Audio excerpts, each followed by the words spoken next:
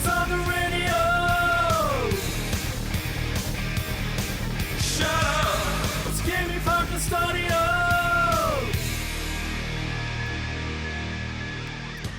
Welcome to the Big Week in Gaming podcast. And boy, it's been a big week in gaming. I'm Debacle for episode 29 on Sunday the 31st of January 2021.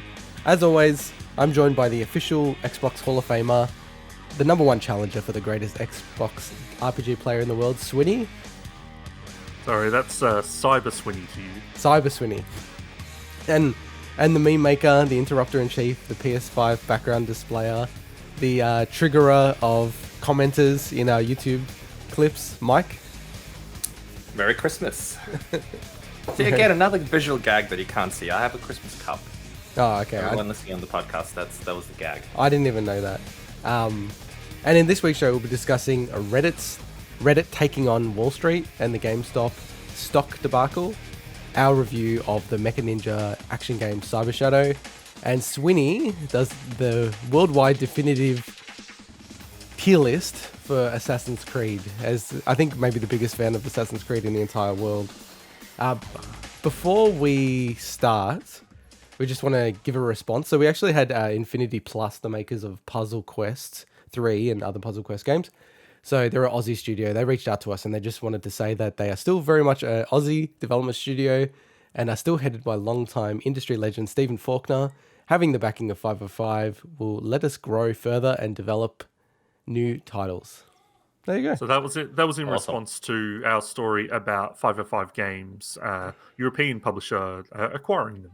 Yeah. So. Yeah. And 505 are going to be referenced in this episode as well, a little bit later in the bargain bin. And we have two other corrections, Swinny. Yeah, so both come from our Resident Evil segment, so that's great. Clearly, we need to brush up on a few things there. But first of all, we stated that Resident Evil 4 was set in some unnamed Eastern European country, and it was actually set in Spain. Kind of the opposite side of Europe. Yeah. And I also made a mistake. So when we were talking about Resident Evil Villages, well, the new multiplayer mode, was it Resident Evil RE-verse or something like that? I was going off on my soapbox about the fact that these multiplayer games aren't standalone things. I shouldn't name them standalone things based on what GTA Online did and Red Dead Online did. And I referenced Resident Evil 3's Resistance multiplayer mode. Well, it turns out that was treated as a standalone title. And I guess for me, my current modern day way of deciphering that is do the platforms treat it as a separate SKU? Does it have a separate achievement list? When a listing on the stores and stuff.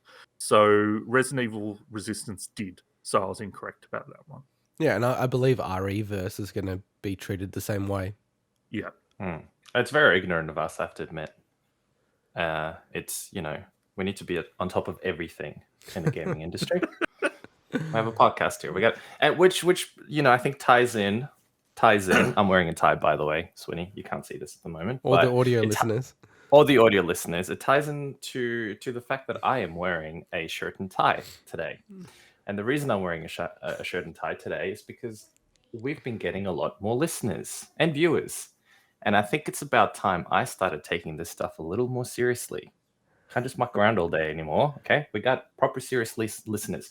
And in fact, one of the listeners that we had, who goes by the name of Feral Inferno, left us a bit of feedback, which I would like to read. So, Feral Inferno I can see this going badly. He said, he or she, I don't know, it's a picture of Gambit. They has said that the guy in the middle, that would be me, is really ignorant, which is true. Arrogant and smug. By the way, there's an Oxford comma there, so very well done, Feral Inferno, using Oxford commas. Good luck gaining subscribers when you tell potential new viewers that their hobby isn't really a hobby and it's an addiction. You know what? I am glad you put me in my place. It was an absolute wake-up call. In fact, what I'm going to do is I'm going to take the comment, which I have framed. Again, you guys listening will not be able to see this, but I framed this and I'll be back. I'm going to take it and put it on my wall of shame. So there will probably be a lot more of these comments coming up. Just give me 1 second, boys. So you can't see it, Swinny, but he's legit, wall. and he's got. I don't know if he remembers, but he's got boxer shorts on as well. I'm glad he's got those on at least. He's just fallen off his desk. I was getting disingenuous vibes from that, but it seems like it's a genuine thing. I don't know if it's a genuine thing. You know, you had boxers on, right? What? Oh, yeah, okay. We're gonna get banned off YouTube at this rate. Okay. You're not seeing. So wait, he's wearing a shirt and tie and boxers. Yeah. What is he presenting in national news? Pretty much. And he fell off his table as well when he was putting it up.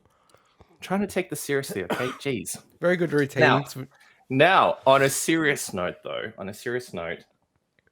I do like to say that the reality about doing these things is you only really see a tiny fraction of us.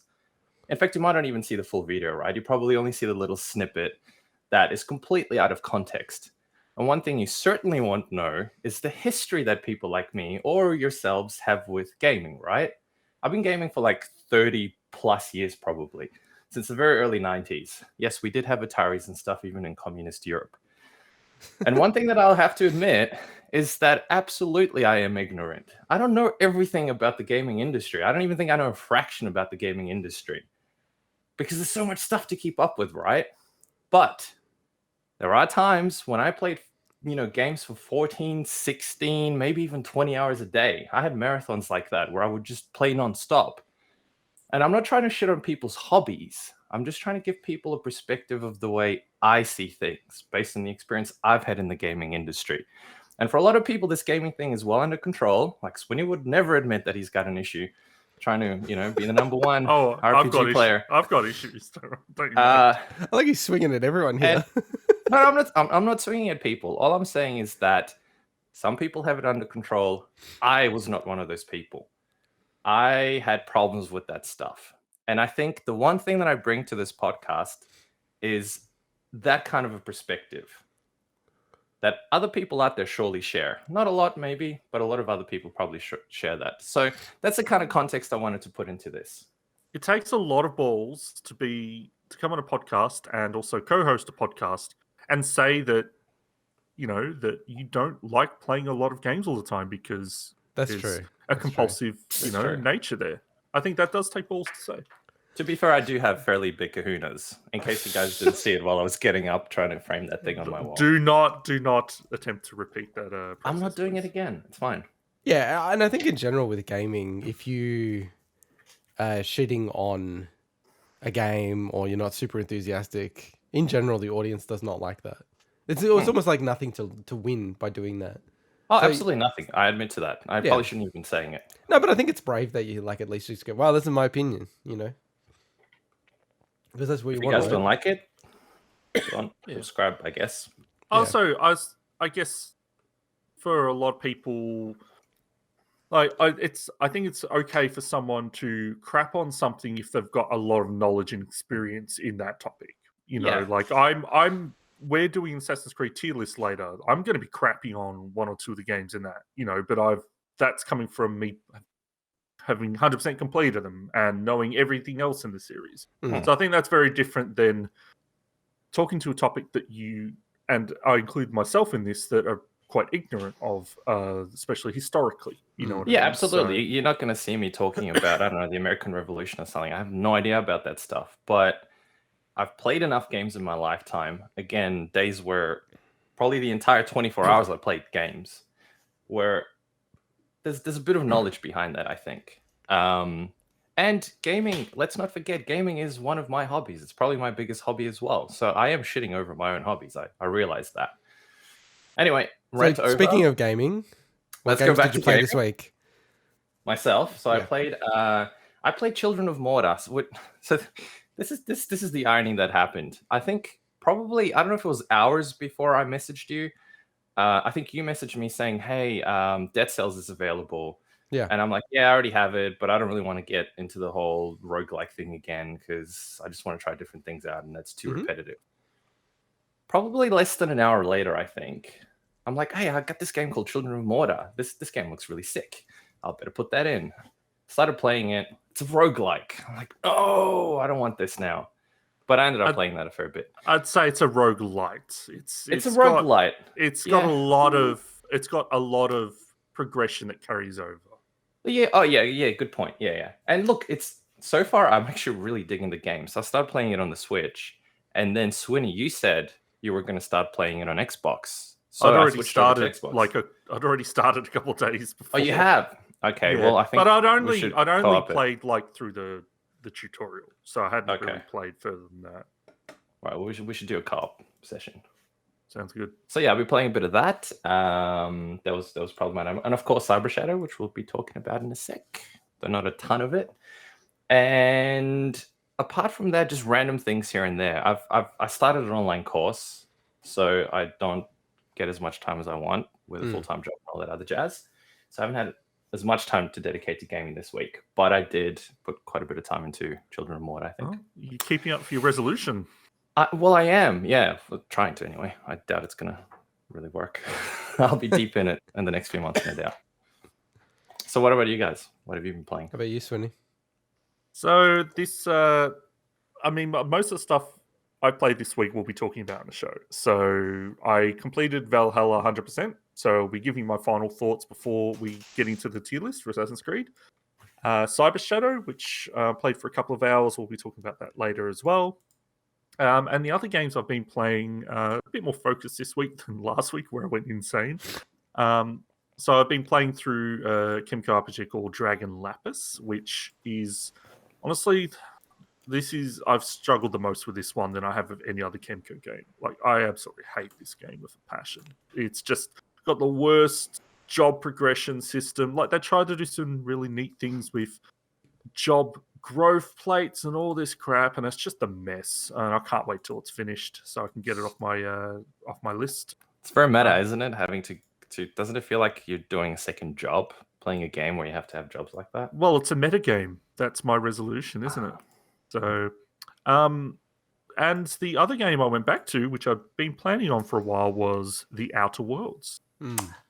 So The Outer Worlds I completed on PC and Xbox, I think early last year, I think it was. And I hadn't gone back to it since they released the first DLC, Perils of Gorgon.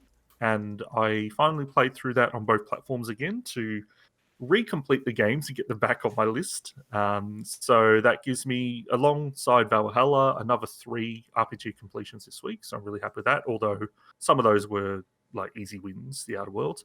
That DLC, I'm not going to say I enjoyed the DLC that much. Outer Worlds in general is just, I really love The Outer Worlds, but that DLC doesn't do anything that made me go, that was kind of worth $15 or $20 or whatever it costs. I've got the season pass, so I can't remember how much I got that for. So I'm hoping the second DLC, which I believe is the last one, which I'm not sure when it's releasing, but it will be sometime this year. I'm hoping that picks it up and puts you in some more interesting situations.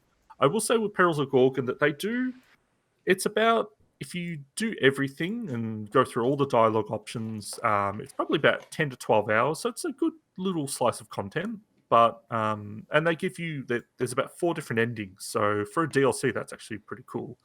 But speed running it through on the second platform when I didn't need to, when I'd kind of already done all the story and everything, only took me about, I think, 4 hours. So that was pretty cool. So yeah. Yeah, because you're playing them again on PC, right? Yeah, because it has a separate achievement list. So it's like, okay, I'll go through that and then I can just speed run it through there. And just one last thing I wanted to do. So this is actually another correction. This is a personal correction, though. Last week I went through about 10 of the games. Oh, no, actually, was it 10 or 15? Or whatever. I went through a whole bunch of haikus to explain all the games that I played. And when I listened back to the show, as I normally do, I realized that I actually made a mistake. One of the haikus was incorrect. It had 6 syllables instead of 5 syllables in the third line. Take it down. I am correct. Remove the podcast. I am correcting it. So it was for Akami. So this is the new haiku for Akami. God, I miss this game. Amaterasu is cool. IGN logo. I said IGN cover art, which is 6 syllables. So Ah. IGN logo Art. is 5 Oh, syllables. Corrected. Thank you. I can now Nice. rest easy. It was eating me up inside all week.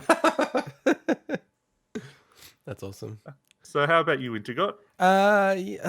Astro's Playroom. That's such an underrated game. That is, I know that people. It is a bit of a. Look, I just hate when people call it a tech demo. It's just a very short game, essentially. But if I had to rate that game, I'd probably still give it a 9 out of 10. I don't know. I've just gone back to it a few times. It's just such a good game. It is really cool though. Even my partner got into it a lot. So yeah. My wife played it a bit. It's really just, fun. and my son can play a little bit of it. I actually asked him, I go, do you like Nintendo or PlayStation? And he said PlayStation. I'm like, what? Wow. What's going on here? Are you sure he's yours? Yeah, I'm pretty sure. Yeah, played Cyber Shadow like you guys. Dead Cells, so played a lot of that. So there's a trial at the moment on Switch for Switch Online users. The Medium, so I played like a couple of hours of The Medium. Probably just because we won't cover that. Just The Medium. It seems like a really good game, but it just wasn't exceptional. And the call out for me is, I don't know if you're going to play it, Swinny, just given that it's on Game Pass. No, I'm not, because it's a horror game and that's just not my jam. Okay, so like on the horror game thing, it's not an RPG, so it's not your jam. No, it's just, like I'm not going to play every game just because it's a new game. You know, if I put a spectrum up on horror games and thrillers, so starting from like Alan Wake is like the left side, and then Resident Evil, Silent Hill at the right side is a horror game. It's actually way closer to like an Alan Wake in terms of, it's to me more of like a thriller and psychological horror. Yeah, it's not opposed to gore, and I honestly wouldn't even call it horror. Like, I get really scared with horror games and I just quit them. And I've started playing this game. I'm like, it's not that scary. And then just reading other people's thoughts on the game, the start of the game is supposedly the scariest part. So if that's the case, then I wouldn't even call it a horror game from my perspective. Well, it's just honestly, it also just doesn't appeal to me. Like, it looks cool for people that I think are into that stuff. But also, like, especially when you've got some really ambitious gaming goals for the year, like I do, you've got to make decisions. Do you want to tell our listeners how many hours you estimate it will take you to reach those goals? So I did some calculations based on on True Achievements. There's people, when you complete a game, you're kindly they kindly request you to leave the time that you took you to complete it. So all achievements. So I looked at all the completion estimates for all the games I have currently in my shortlist. Not all of them, some of that may change.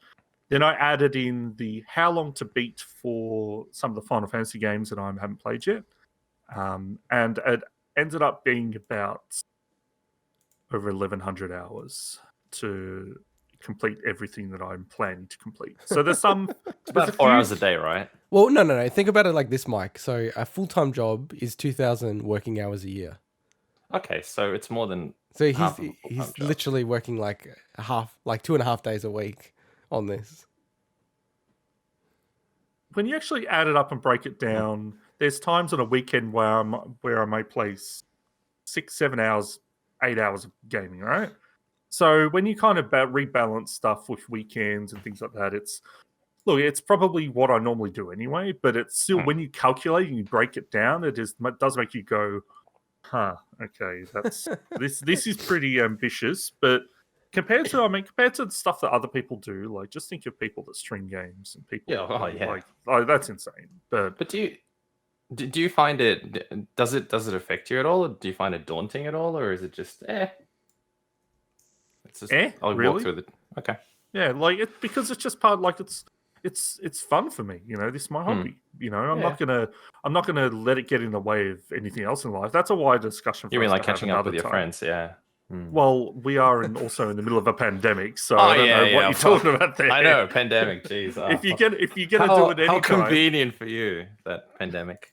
Starting to think you started it. I just created it just so I can focus on achievements, Mike. But yeah, so it's a lot of time, but also some of that is, that's just based on estimates. And so it could be longer. It could be longer, could be shorter. It really depends. So yeah, so just getting I was just gonna say, getting back to the Medium. And Yeah, the other thing about it is, it's got that gimmick where you go into like the regular world and then almost like the spirit, afterworld, and it has split screen. Silent Hill. Not really. Like the whole screen either gets split or you but can it's go split from one to screen. the other. That's a cool mechanic. And it's so like what I would Wow. say about it is that it's such a cool idea, and it actually reminds me of something that like Nintendo would do, where they have like a really cool gimmick. I mean, like even Luigi's Mansion had a similar gimmick with Luigi, right? But they don't execute it well at all. Like you play it and you're kind of a bit like, what's the point of this mechanic? Like it's very. Wait and see. Play a bit more. No. It's I played a bunch of it, and then just hearing people talk about it, they're pretty much like that's all you get to see of it. It's not like it really advances any further. And my view as well is like it's kind of a bit pointless, the gimmick. Like it doesn't really, like you could build the game easily without it, and that's kind of like the key thing of a gimmick, right? Like if you could do it anyway without the gimmick, then what's the point of the gimmick? Yeah, but I mean, so Silent Hill had the sections where you went into I forget what it's called, the other world, where everything goes crazy and rusted and stuff. But that was a core part of the story and a core part of the game. Isn't this a core part of the game to go into that parallel universe? It is, but what like I'm saying, the split screen component of it, which is like a specific part of it, feels very kind of like meh, like tacked on. Don't really need to do it. Do you play as both characters? How does that work? It's simultaneous. Like when you're moving both in the normal world and in the spirit world. Okay. So it's like such a cool idea. It's just kind of a bit pointless the way they've executed it. It's a bit like, okay, like don't really feel like you need it for anything, which is sad because like I said, it's a really cool idea. I just feel like it hasn't been necessarily like, lent into properly, as other studios would. Outside of that, I've been playing a lot of Mario 64 on the Switch as part of the 3D collection, and heaps of Dark Souls. Yes. So I've been really sick in the last few days, so I haven't even actually been able to play anything, but I've been like super addicted to Dark Souls. Nice. So like that game, we get constant updates, which is really good. Yeah, like so that game, like I kind of thought I'd always like it, but it kind of taps into the exact thing I love about some games, which is like Trials and Rocket League, which is it's very mechanically sound, and it's always your fault if something happens, like you lose or you lose an exchange with an enemy. It's kind of like on you. So yeah, it's such a cool game. I'm really looking forward to getting through it. I did actually start playing it again, thanks to you. I totally forgot. I put a bunch of hours into it this week as well. Yeah, go on. Sorry, Swinny. I'll say I thought about starting again, and then I realized that look, I've already got so many other games I know. To play. And you've clocked it like at least 10 times now, surely. Well, I think so, yeah, because it generally you need to do at least 2.5 playthroughs from an achievement standpoint, and I've done that 3 times, and then I've done a couple of other runs. So yeah. Well, you just beat the game recently again when I said I've started playing it. Yeah. So I don't know how far I'm into it. I'm kind of up to the catacombs and the depths.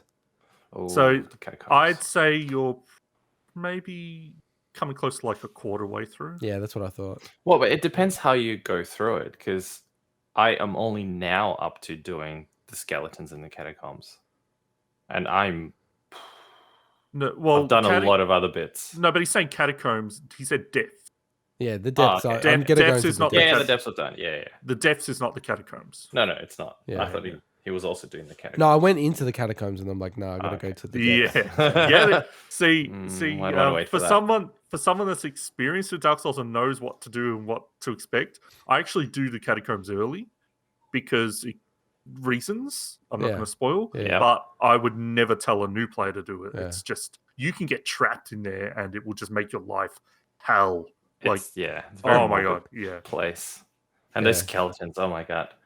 Yeah, I'm really looking forward to when, as part of the Game of Some Other Year 2011, when we'll cover each of the nominees. It feels like this game surely is going to be one of the nominees for Game of Some Other Year for 2011. Not giving anything away, obviously. But it's such a great game. Like I'm fully into it now. I fully get it. I'm not very good at it. You have not seen Probably right.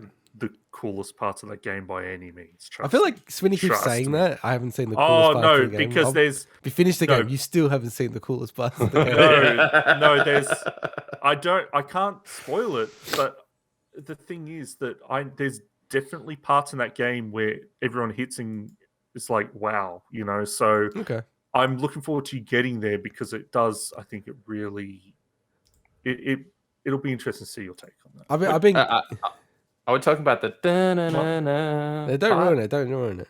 No, I didn't. Mike, is that the part we're talking about? Mike, let's leave it there. Let's talk offline. Let's talk offline. Okay. Yeah, it's a good game. I love it. It's just hard to find time to play it, to be honest, with all the sort of things I have in my life. But also not being able to family, full-time job, children. Not being able to pause a game with kids as well would be tough. Oh, it's caused arguments already. Wow. I'm like, dude, I can't pause this game. It's not the way this game works. You need to take care of our baby. Yeah, pretty much. I can't pause it. Sorry. The baby's dying. Nah, it's nothing like that. All right. That's why we made the first one, so he can take care of the second one. Did you want to get into the first story? Let's do it. All right. So GameStop. So, number one, it's kind of weird because this isn't really a gaming story, but we're going to cover it because it pretty much has dominated all of the gaming news. And just to give a disclaimer up front, we're not financial, legal, or taxation advisors. Our discussion does not constitute financial, legal, or taxation advice. We've not taken into account your objectives, financial situation, or needs. Before making any financial investment decisions regarding what is discussed, you should seek independent financial, legal, and taxation advice. Part of why we say it's quite strict in Australia around financial advice and anything that could be constituted as such. So I thought maybe the first part of this story, maybe we could just explain what is actually going on, because I remember Mike was really keen to talk about the story, and I kind of really didn't look into it. And I just thought, it's just people really trying to bump up a stock, whatever, who cares about this? But there's actually a really interesting dynamic that's happening here. So,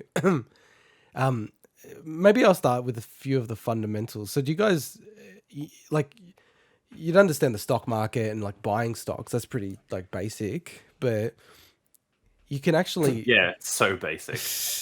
Yeah, I do it in my sleep. Yeah, totally. No, but I'm just saying, the concept is probably clear to everyone. I guess that's we'll have that as a starting point. So the stocks, and they go up and down depending on the financial health of the company. So mostly how much money does it make, and the stocks will go up in price. But you can also, as an institutional investor, so you can't generally do this as a retail investor like you and I, but as an institution, you can generally actually do what they call shorting a stock. So shorting a stock essentially means you're taking exposure on the downside of the stock. So the way you do it mechanically is, and it's kind of weird the way it happens, is just say you, Mike, have GameStop stock, right? I actually borrow the stock from you. So I take possession of the stock, but I'm borrowing it. So I'm going to give it back to you. And just say I'm going to borrow it for, a week, and I'm going to pay you a certain amount of money because you've let me borrow it. So I take that stock, and I think that stock's going down. So I immediately sell it on the market.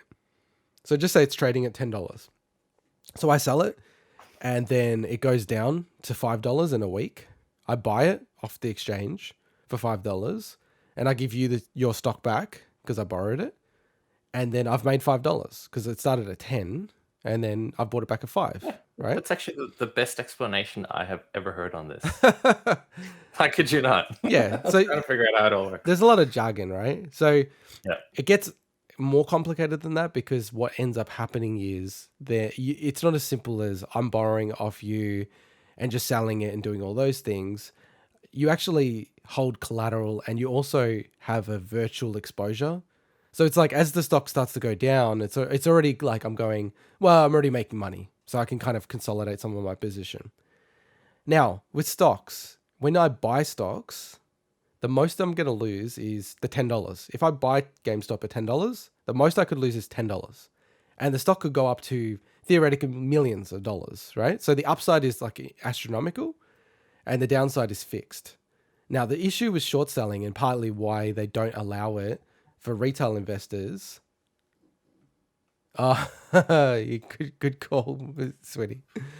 I started now. It's okay. I got to back up. So the reason why they don't allow this for retail investors is because when you short a stock, essentially what happens is you are taking infinite downside risk. So you know how I was saying if I buy a stock at $10 and I could lose all the $10, that's all I could lose. It's fixed. If I'm shorting the stock, think about it. If I'm shorting it and it's $10, so I borrow it from you, Mike, and then I sell it on the exchange for $10. But then what happens if the stock goes up to $15, $20, $30, $40? So every day that goes past, it's going up another $10, another $10. What that means is I'm losing $10 each time, right? So if it goes up to say $100, what happens is I've borrowed the stock off you, I've sold it on the exchange for 10. So when I'm selling it, I got the $10. But then a week later, the stock's now trading it at $100. So I have to go and buy it on the exchange for $100 to give it back to me. To give it back to you. So my net position is a is phenomenal amount of money. I've lost $90, right? So it's a huge amount of money. So that's like shorting in like a nutshell. And what's happened here is, there are places that actually publish institutional investors, and mostly they're hedge funds, their positions that they have. So they've been very anti GameStop, and I think like we're all on the same page. Like we probably don't think GameStop's going to exist in 10 years. And then even like EB Games, I'm not sure if it's going to exist in 10 years time, right? And we'll get to EB Games shortly. But these short sellers have basically said, we're almost going to try to drive them into bankruptcy. So they not only had shorts on the company, they had 140% of the worth of the company shorted. So they shorted notionally more than the company's even worth. That's right? wild. It is just wild. And what's happened is, and I've read through a whole bunch of stuff, and there's a really cool Reddit user called Deep Effing Value. And this is all on Wall Street Bets and the subreddit. But can I just say, there's been a lot of articles. There's a lot of articles out there about this, and they're often having to reference specific Reddit users. Yeah. And it is amazing. It's like the next level. You know how esports became a thing, and suddenly you got all these usernames being like used in articles, and you're like, this is getting ridiculous. This Dragon Butt Slayer 69. This is the next level because people create these Reddit usernames not thinking they're ever going to be quoted in an article. I love it. For sure. So like he was probably the first person to really put his money where his mouth was. And it's actually very logical what they're doing. It's actually really, really smart because what happens is, the actual stock, the trading value of it really should be like $20 US, right?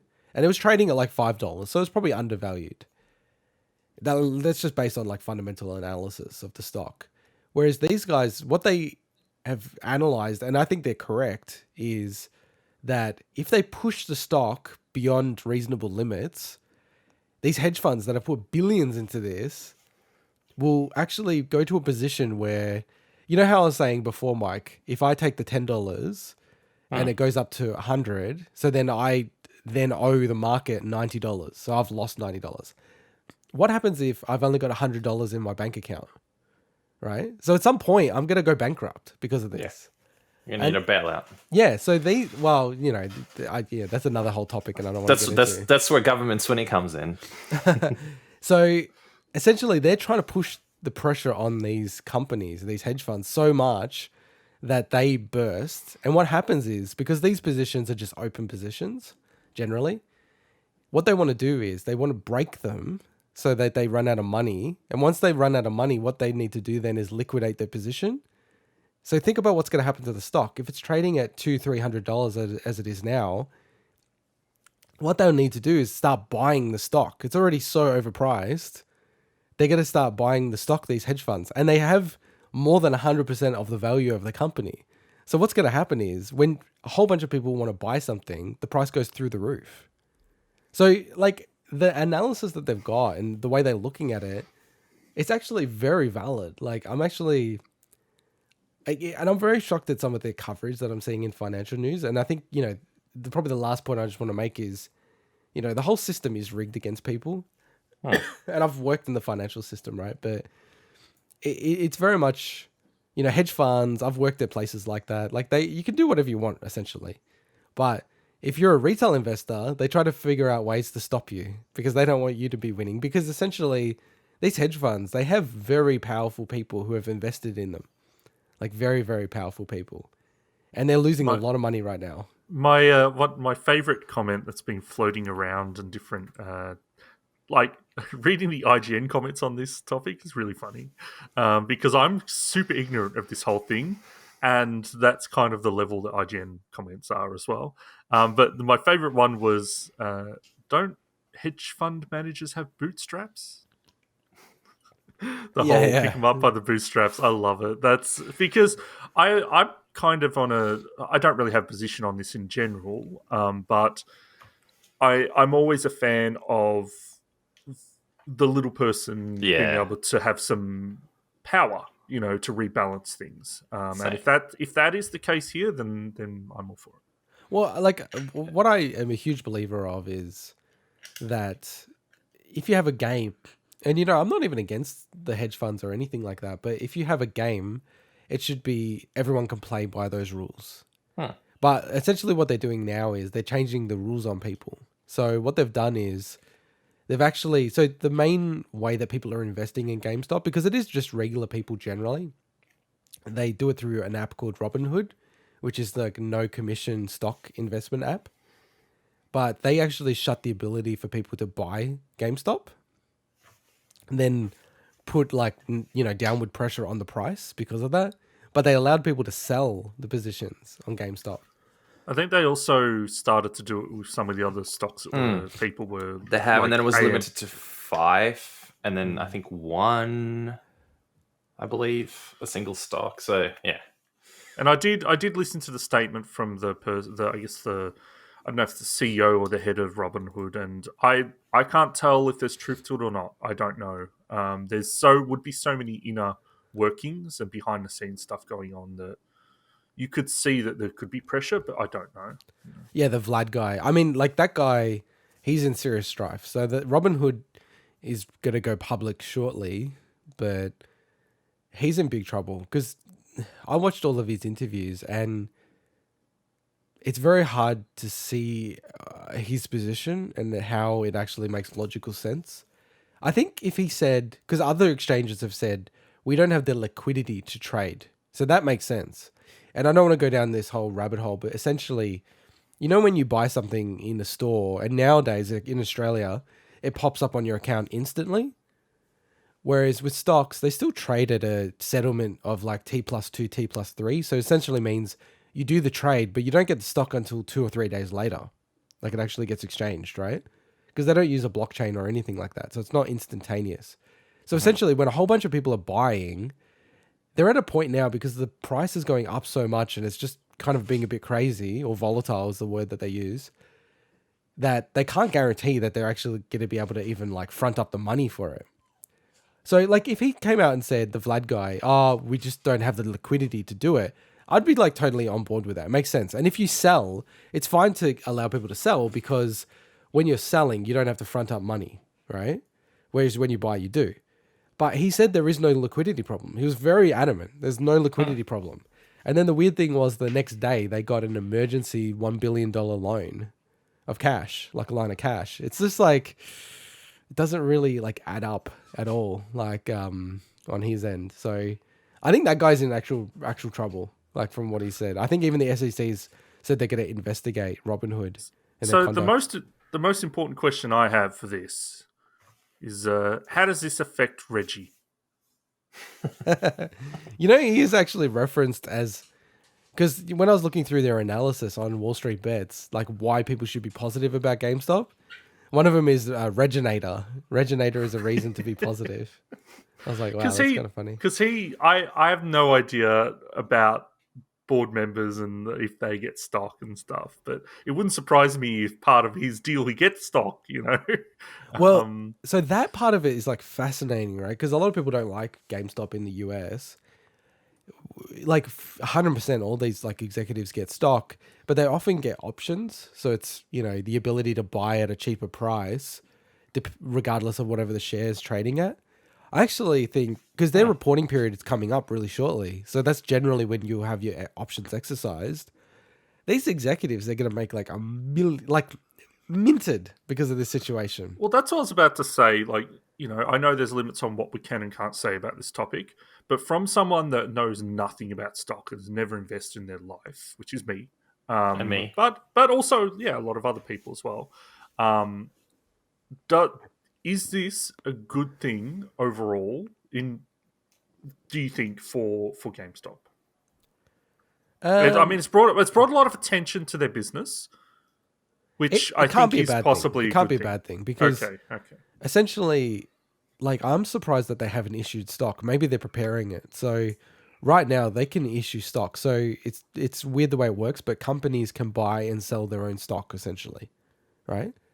And if you feel like your company is undervalued, a lot of companies go and buy back their own stock, right? Now, I think any financial analyst would say that this stock is overpriced. I think that's almost like a given, right?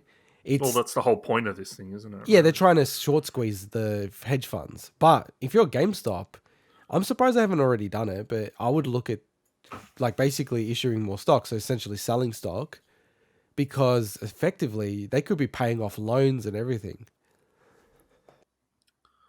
Yeah, it's such a weird, bizarre circumstance for a business that essentially has been on such a huge decline. I mean, they were announced, I think last year that they're closing more stores in the US. Yeah. I think I could be incorrect. Did they announce they're closing some EB stores in Australia as well last year? So being the nerd that I am, I actually read their financial information, so their financial disclosures.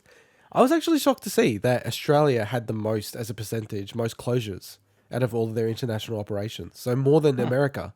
Now, well, I guess are we getting into the topic of Australia yet, or do we want to kind of? Yeah, that sounds like a good segue. Let's move it to the Aussie one. So in terms of like implications to Australia, the Australian part of the business is actually fairly healthy. So like I went through saying, do we need to clarify our? I don't think so, because we're probably not going to talk about like buying or selling the stock. Okay. But in terms of like EB Games for Australia, like this whole GameStop debacle or kerfuffle, what does it mean for EB Games Australia? I think like number one, having a head company that's healthier is always going to be a good thing. So they are a fully owned subsidiary of GameStop, the US.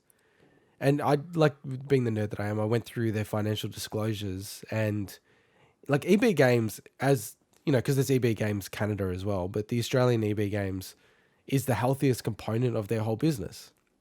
The only reason why it's reported as losing money in the US is because of FX, like the fact of currency differences. But if you just analyze the business on its own, it's actually performing all right. They do $500 million of sales per year, EB Games. Yeah, it's crazy for me to compare when you hear the doom and gloom of GameStop in the US. When I look as a consumer, when I look at EB Games in Australia, it looks like it's a very good business. It looks like you're obviously only seeing what the consumer sees, which is nothing about the financials. But I never got that impression.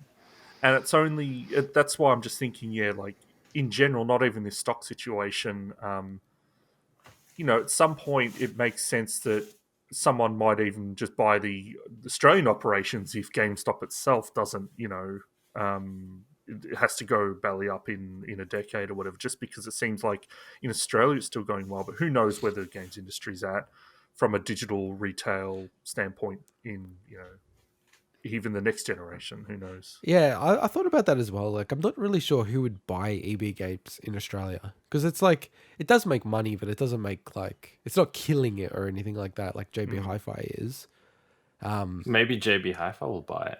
Well, it doesn't really make sense to buy it's the only one I can kind of think of. But it doesn't really make sense for them, because they're almost always got a JB Hi-Fi somewhere that EB Games is, right? Doesn't EB usually, yeah. Well, it's like, to me, it's like a Myer or a Coles or whoever. I'm still confused where all that stuff's at these days of ownership. But one of those, well, they split, didn't they? Coles they split. Did they split? Yeah, they did.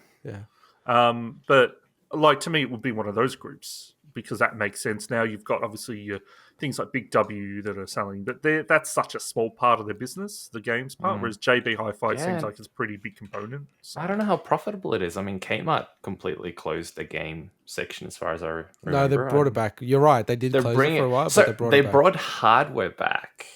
No, they're bringing games back as well. Are they bringing games back? When? Yeah. They announced it last year. They're bringing Sexy back. Oh, awesome. Because, they closed it down, and then I noticed they started bringing gaming gear in, which is really interesting. Keyboards, mice, key lights, whatever. And then... Well, because you can't get digital versions of those, Because you can't. Well, exactly. And I think you can if you just turn your monitor to white screen and crank up the brightness. I wonder if that's the thing about the Australian market, though, because if you look at the US, GameStop, and just buying a game, like most games in the US, it's $60 US or $60 on the digital storefront, right? So it's parity in the US, the way it works.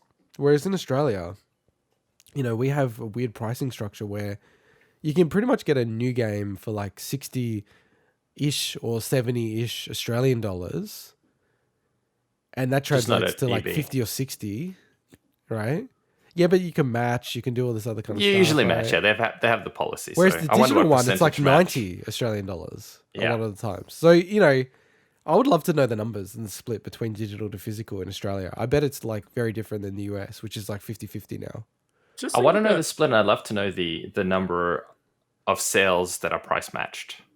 Because EB still sell a lot of games from memory at full price when they come out. Oh, yeah, the full $99.95. Yeah, definitely. And unless you know that you can price match, which obviously a lot of people do, but there's also, I think, a lot of people that walk in there and they just buy it for whatever it is.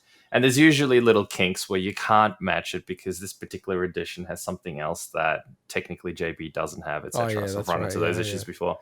And sometimes I feel they do it intentionally just so they don't have to price match. But, the option is there, so I'd love to see what the split is. So you were going to say something, Swinny? Just thinking, games retail in general in Australia now, we know that there's always been small stores, that a lot of those don't exist anymore. But I remember when EB Games really came to Australia, so the first store was opened in 97, but I didn't really start seeing any stores until 2000s myself. Yeah. And I don't know if that's... And JB Hi-Fi never used to sell games. So I'm just like, it just used to be, for me, like Target. Target was like the main place, kind of and Toys R Us and places like that. Yeah, So whereas now it feels like the idea of JB Hi-Fi not having games and EB Games not existing, just such a weird concept to me. And when did JB Hi-Fi start? Because was that in the 90s? I think Kilo. No, the one in the Kilo was in the 2000s. It was in the 2000s, and it was after EB Games. You mean when they started selling games? You're talking about, right? Yeah. No, I was thinking when JB actually started, but yeah, you're right. It was like the 80s. More important when they actually started selling games, And you don't really have, you've got gamesmen who I think are based in Sydney. Yeah, they are. That are an independent retailer, independent as far as I'm aware. I don't think they're owned by anyone. Yeah, they are. And then you used to have Dungeon Crawl, which was in Melbourne. They went fully online. I don't quote me. I just remember I think they closed their store, the physical store, and I think they moved online. It was one on Elizabeth Street from memory. There was a fantastic store. I wish I remembered its name so I could see if they're still open in Moonee Ponds. And I remember going, like, they would hold competitions there, like beat the master, and I actually beat I beat the master at Dr. Mario and won myself Fire Emblem Path of Radiance for the GameCube, which was $100 game at that time. That's crazy. It's worth way more than that now. Yeah, and I won that from beating a Dr. Mario Master. I had never played anyone competitively Dr. Mario really before, and I'm like, man, all those times of just sitting in my car playing the Dr. Mario on Game Boy Advance version, I was like, oh man, that paid off. Got me Fire Emblem. Nice. That's awesome. Yeah, so look, I think in summary, like, this is not going to negatively impact the Australian operations. It's probably going to alleviate some pressure that they already have. But I do think the end game here is they'll be selling off EB Games eventually to someone else. But that'll be the question. It's who would want to buy it. Maybe that's a bit of the challenge. So, well, they've got a really good foothold in Australia now, so it makes sense to me that someone would think of that as a good investment. But like, we know the whole digital movement is going to change everything. So it will, but let's not forget they don't just sell games. If I look behind into God's thing, I mean, I know I'm sure a lot of that stuff you buy from eBay and other places, but they've opened up Zing relatively recently. Although I still don't understand why they have to have two completely separate stores when there's so much stock that gets sold between both. And you can tell they're trying to go into different markets like that where you have to have the physical thing. But even that's hard to compete in because, again, you're dealing with eBay, you're dealing with Amazon, where you can a lot of the times get that stuff cheaper than full retail in a store. Not as accessible in some ways for a lot of people, but it's still cheaper. So it's tough in this market. Yeah. Unless there's like some sort of a weird, like almost like I don't even know how to define this, like a push from gamers to say, hey, we're not gonna buy things, as much digitally. We want to support the local stores. We want to keep, get people to stay in their jobs, and we want to go to a brick and mortar store because it's just something I ethically want to do. But I just don't really see that happening on a grand enough scale. That's fair enough. All right, let's move on to our next story, which is the new Monster Hunter Rise Special Edition for the Switch, and also the special Monster Hunter Rise Pro controller. You went all gaga googa over that one. Yeah, like, so my wife finally caved and actually she's got the Animal Crossing Special Switch Edition. So that does look really cool, actually. Yeah. Does that bring your total? Does that bring the total of shared Switches to 3 now in your household? Yeah. How many do you have? Yeah, 3. 3. Not bad. I need to sell one. I was bad with 2. Because you had a Switch. Wait, is it a Switch Lite or is it a regular Switch? I never got a Switch Lite because of the whole Joy-Con drift thing. Ah, okay. Good so point. I don't trust it. So wait, you've got 3 regular Switches. Yeah. What do you do with 3 regular Switches? No, I'm going to sell one of them. Okay. Yeah. But does your wife use the Animal Crossing one as a primary one now? Yeah, but the problem is then she doesn't want to use the Joy-Cons because they break, with the Joy-Con drift. So fair point. It kind of defeats the purpose. But anyway, onto the Monster Hunter one. So Monster Hunter, like, they've often done this with Nintendo. So they've done this in the past with the 3DS and other editions. They actually have a special edition for Monster Hunter. I'm very amped up about this game. I think this looks really, really cool, especially the Pro Controller. Just looks super sick. Actually, I was thinking maybe I should just sell my Pro Controller and then, get that one? Yeah, essentially. No, but then be like, I don't want to use it because it looks so good. I don't want to ruin it. I don't want to get... I regret not getting the drift Xenoblade on one. the sticks. Xenoblade one looks really, really cool. This is easily the coolest looking Switch I've seen. And they didn't do anything at all for Breath of the Wild because that was launched. So they didn't do anything special there, did they? No. But it's weird they didn't do a release later. Well, the thing I say reignite. The thing I say that is because to me Zelda is always this has got that whole gold aesthetic, black and gold. Yeah, but they could have done such a cool one. Zelda's always that, gold cartridge or something like that, and it just feels like I know they've done that before. So didn't they? I think they did a 3DS for Link Between Worlds, didn't they? I believe. Yeah, they did it for Majora's Mask on 3DS as well. Okay, they've done. Did they do one for Pokemon? Was there a Pokemon one? Yeah, I don't remember a Pokemon one. Yeah, there's a Pokemon special edition. Yeah. Was there a Pikachu one? Like they had for the 3DS? They look really cool after. Yeah, they had a Let's Go Pikachu, Let's Go Eevee special edition. Oh, that was one. Cool. Yeah, I remember but they don't do it that often. But I think Animal Crossing, this is going to sell like gangbusters. I know some people don't think it will sell as much as Monster Hunter World, but I actually think it will sell more than Monster Hunter World personally. The Pro Controller I saw listed, I think it was on Press Start at $109.95 or $110. Yeah. What do we know what the standard retail cost of a Pro Controller is? Is it that's about what it is, yeah. In Australia. How much is it? About $110. Controls are just so expensive these days. It's crazy.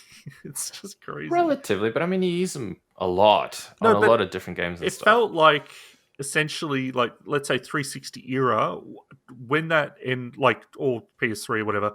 When that era was over, it felt like the controllers all jumped huge. Now I know they have a lot more tech, especially PS4 and Xbox One and that. But I don't like the Pro Controller. To me, it doesn't feel like that much. It doesn't feel premium. That much to it. Yeah, no, it doesn't. Really? And I'm going to defend it. I think it's one of my favorite. I got one right here. No, it's a nice controller, but it doesn't feel like, for example, compared to compare this to the tech in a PS5 controller, right? I'm looking at both. I've got both. You're looking at both. I feel like the PS5 controller just has so much more tech in it. Well, not that really. Makes sense. So, no, the special triggers, the touchpad, everything.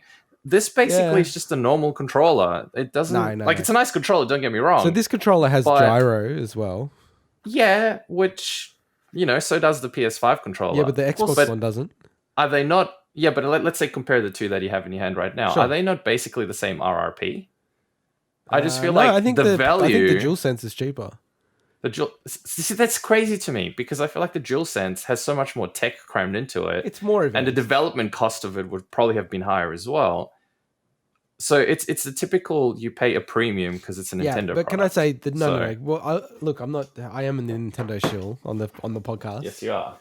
But what I'll say is that the difference though is that this is every single PS5. You have to play this. You can literally not play any other controller at the moment for PS5 games apart from the DualSense. Yeah.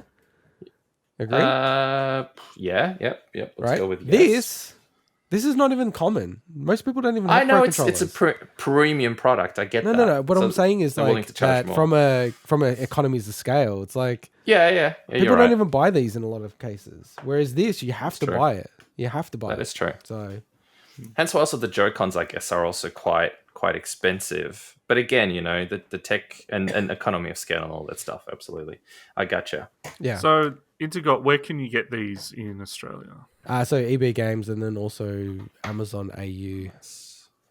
Cool. I don't know if they're selling a JB yet. I haven't seen that. And I think they're coming out Monster Hunter Rise's launch date, 26th of March. Yeah. So I really like I was just going to say, I really like the black and gold. It reminds me a lot. I was telling you guys, it reminds me a lot of when Yamaha went through the phase in about 2006, 2007, I think, where they had the black and gold bikes. So the R6 and the R1 in black and gold. And then you had the R1 SP, which was like that super expensive limited edition, only one of what was like 400 worldwide or something. It just looks so sick with the black and the gold. Yeah, I just checked. You can get it on JB Hi-Fi for pre-order. Nice. I sold my motorbike as well, Mike. You have? Yeah. Damn. Yeah. I need to sell mine. I haven't used that. Mine doesn't even start or anything. But, you should talk to my dad. I'll have a chat to him after the podcast.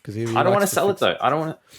Oh, no. He likes to help me fix it. Yeah, that'll be cool. I'm sure it's fine. I just need to change it. Sorry, you still need to hook me up for his PS3. Oh, yeah, I got to talk to him about that. Text me. I got 2 things to do now. All right, let's get into the next story, which also is landing on the 26th of March. So we've got confirmation now that the very, very special rare edition of the Sanrio collaboration, so they're the folk behind Hello Kitty, the special collaboration with Animal Crossing. So they had 6 cards, so 6 Amiibo cards that they released only in Japan. This was many years ago. And I basically wrote these cards off. So I think we've spoken at length about my wife collecting all the Animal Crossing Amiibo cards. But I looked at these cards and I'm like, I'm not even going to bother. Number 1, they're all in Japanese. Number 2, they were trading at $40 to $50 Australian per card. And there's 6 of the cards. We've spent $300 on, Animal Crossing cards. It's insane. Sounds like something you would do, though. How much did you spend on the other cards you bought? $800 or something like that. There you go. So it's not that much. But I mean, that was a complete set. And it was 400 boxes. Well, this is a complete set of 6. Yeah, so but that's the good news. It's still a complete set. So for the first time, they're actually going to release these in English outside of Japan. So that's the US, Europe, and Australia. And for Australia, they've confirmed they're coming out, but we still don't know where or how. I think it's pretty clear to me that they'll only offer it through the Nintendo store that we spoke about last week. So we have that new Nintendo store for Australia. Just makes sense as a way to get people to use the store, right? Yeah, and I think also they're very niche, these items. Like the regular Animal Crossing Amiibo were very popular. A lot of people were buying them at the EB Games and all that stuff for Christmas, but... Well, they're niche, but are they niche because it's a fake nicheness that's created just to build the hype and the rarity? This is niche. It's a card, right? What's on the card that makes it special? It's niche within niche. This is a special version of them. Yeah, I know, but what other than intentionally keeping stock really low? Why are these niche? Is there some NFC chips in them? I don't. There's NFC chips in them. Yeah. Okay, but there's nothing really. Cards, so they've all got right, but there's nothing really there's no reason why they can't make tens of thousands or millions of these, right? Other than they don't want to make tens of thousands of millions of them because they want to keep them rare, so they can inflate the price and people can pay $50 for them. Well, we're saying niche. We're talking about the people that are interested in it, not so much the distribution or anything. Like that's these are a niche Nintendo product. thing as well, right? Like they're very big on artificial scarcity, right? Yeah, of course. Yeah. Well, this is like the ultimate artificial scarcity. Yeah. So what can you do with these cards in Animal Crossing New Horizons Indigo? Yeah. What's the practical from memory, use of these things? You can only just do them so that you can redeem a poster, so you can get a poster in the game, and then I don't even think you can go to the island, Harvey's Island, to take a photo with them. I don't even think you can do that with these cards. I think in what was it, New Leaf or whatever, the original game that these were created for, they did a lot more. So they had like the actual exclusive villages and furniture and things. Yeah. And I understand why they haven't then gone and put all that stuff in just for this. But it is a shame that you don't get more for it. What I wish, so this is Sanrio, so we're talking to Hello Kitty, people and things like that. Have you guys ever heard of Agretsuko? No. Mm-mm. Agretsuko is a Sanrio character that they made a Netflix series about. It's a red panda that is like an accountant that works in an office, and to let off steam about how horrible her boss is and everything, she goes to karaoke and sings death metal at night. Oh, yeah. Actually, and Jess is really into this. Yeah, Agretsuko. And this is a Sanrio character, and I'm like, man, if they ever had a crossover where Agretsuko was in Animal Crossing, I'd actually play Animal Crossing. Like, that seems so funny. But another thing is, just it's a shame that, just why can't they, for instance, expand that crossover and make it so Hello Kitty is a guest character in your thing for a while? Like, it just seems like there's some missed opportunities here. Well, Hello Kitty's not one of the characters on the cards.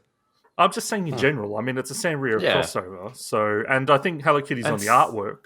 Surely it's one of the main things. Not artwork of the card, but of the packs. Maybe they're waiting, and they'll trickle and release it later. Once the hype comes back. I think the Animal Crossing's got a lot of legs. A lot of people still play the game. It still sells really well. And they've already hinted on it. Like in the next couple of months, they're going to have a Mario crossover in Animal Crossing.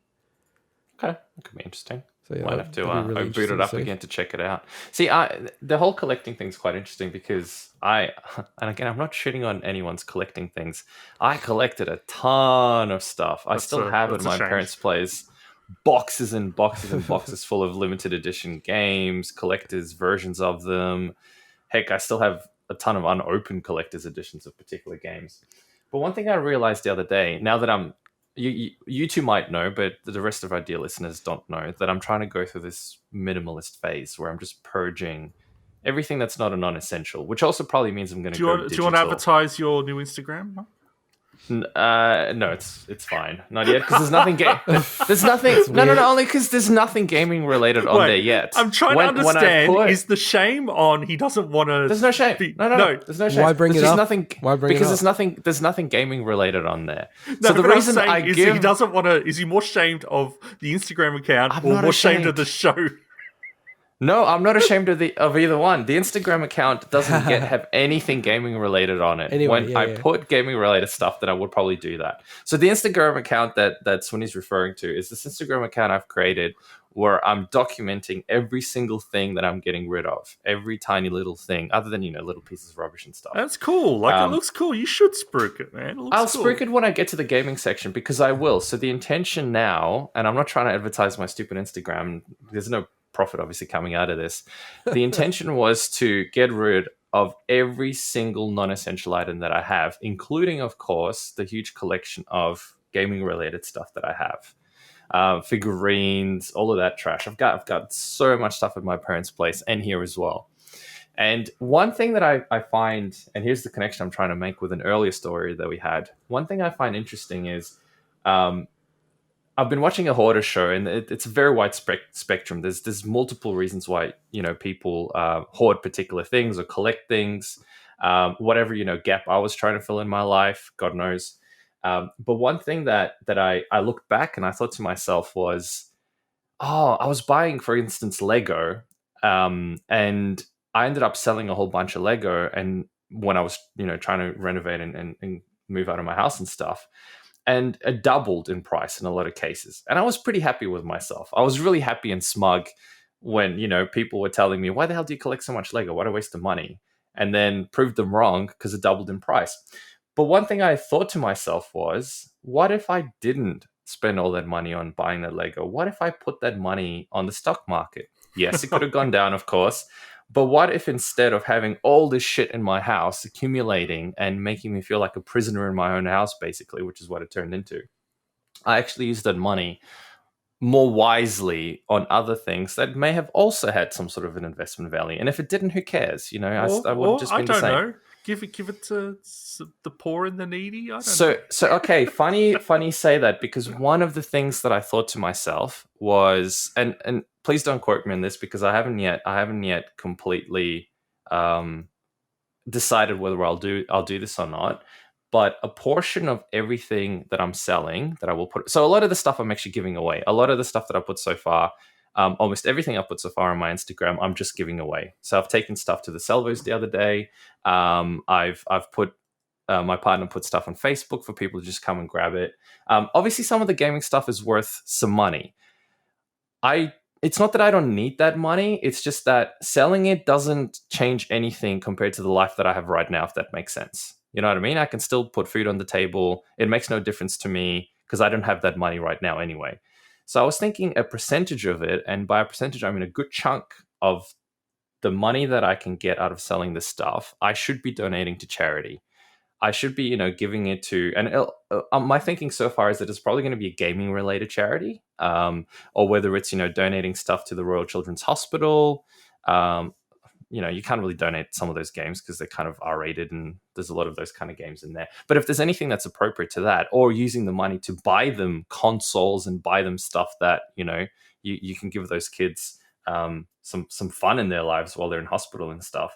I think that's the plan right now. So I'm working my way towards that. I'm not up to the gaming section yet. But when I get to that, I'll give you guys more updates. Cool. So that was a bit of a sidetrack. Bit of a rant, okay. I wasn't trying to rant. I was just trying to say that I'm going through this process, and I'm hoping that, when I get to the gaming section, I'll be putting it to good use. We needed a good balance on the show. We had Intergot talking a lot about stocks. We've got right. Mike talking a lot about minimalism and that stuff. What else? Talking about stuff, and later I'll be talking a lot about Assassin's Creed. So I think that's right. So it's perfect balance. Yeah. So, and I do warn again, no one's going to remember this, and it's going to be taken out of context in future episodes of this podcast. I will be talking about minimalism and purging yourself of stuff in the future, and I apologize. And I might have to put a disclaimer every time I talk about it, so people remember what I'm doing and why I'm doing it. Anyway, let's move on to the bargain bin. Speaking of, let's get more stuff. Let's accumulate more games that are cheap. All right, so starting with Epic Games. So Dendara Trials of Fear Edition is available until the 5th of Feb. On the Switch, we've highlighted Sudoku Relax 4 Winter Snow. It's $1.40. They're great games. They're great games. Really, really good games. No joke. And probably is it just Sudoku? It is. What's the... but they're really... twist? What's the twist? No, there's no twist. They're just really good versions with great quality of life. The Sudoku Relax games are fantastic. I might pick that up, actually. Yeah, same. And then the big one this week is PlayStation. So just quickly on the digital sales, we've got Contra Anniversary Collection for $6.50, Ryzen 3 Titan Lords for $5, and Titanfall 2 Ultimate Edition for $6.80. But with the PS Plus this week, they've actually just shot it out of the park. So you've got Destruction All-Stars, so PS5 game. That was initially going to be a full RRP game, and then they've switched it to be a game as part of PS Plus. That's really cool.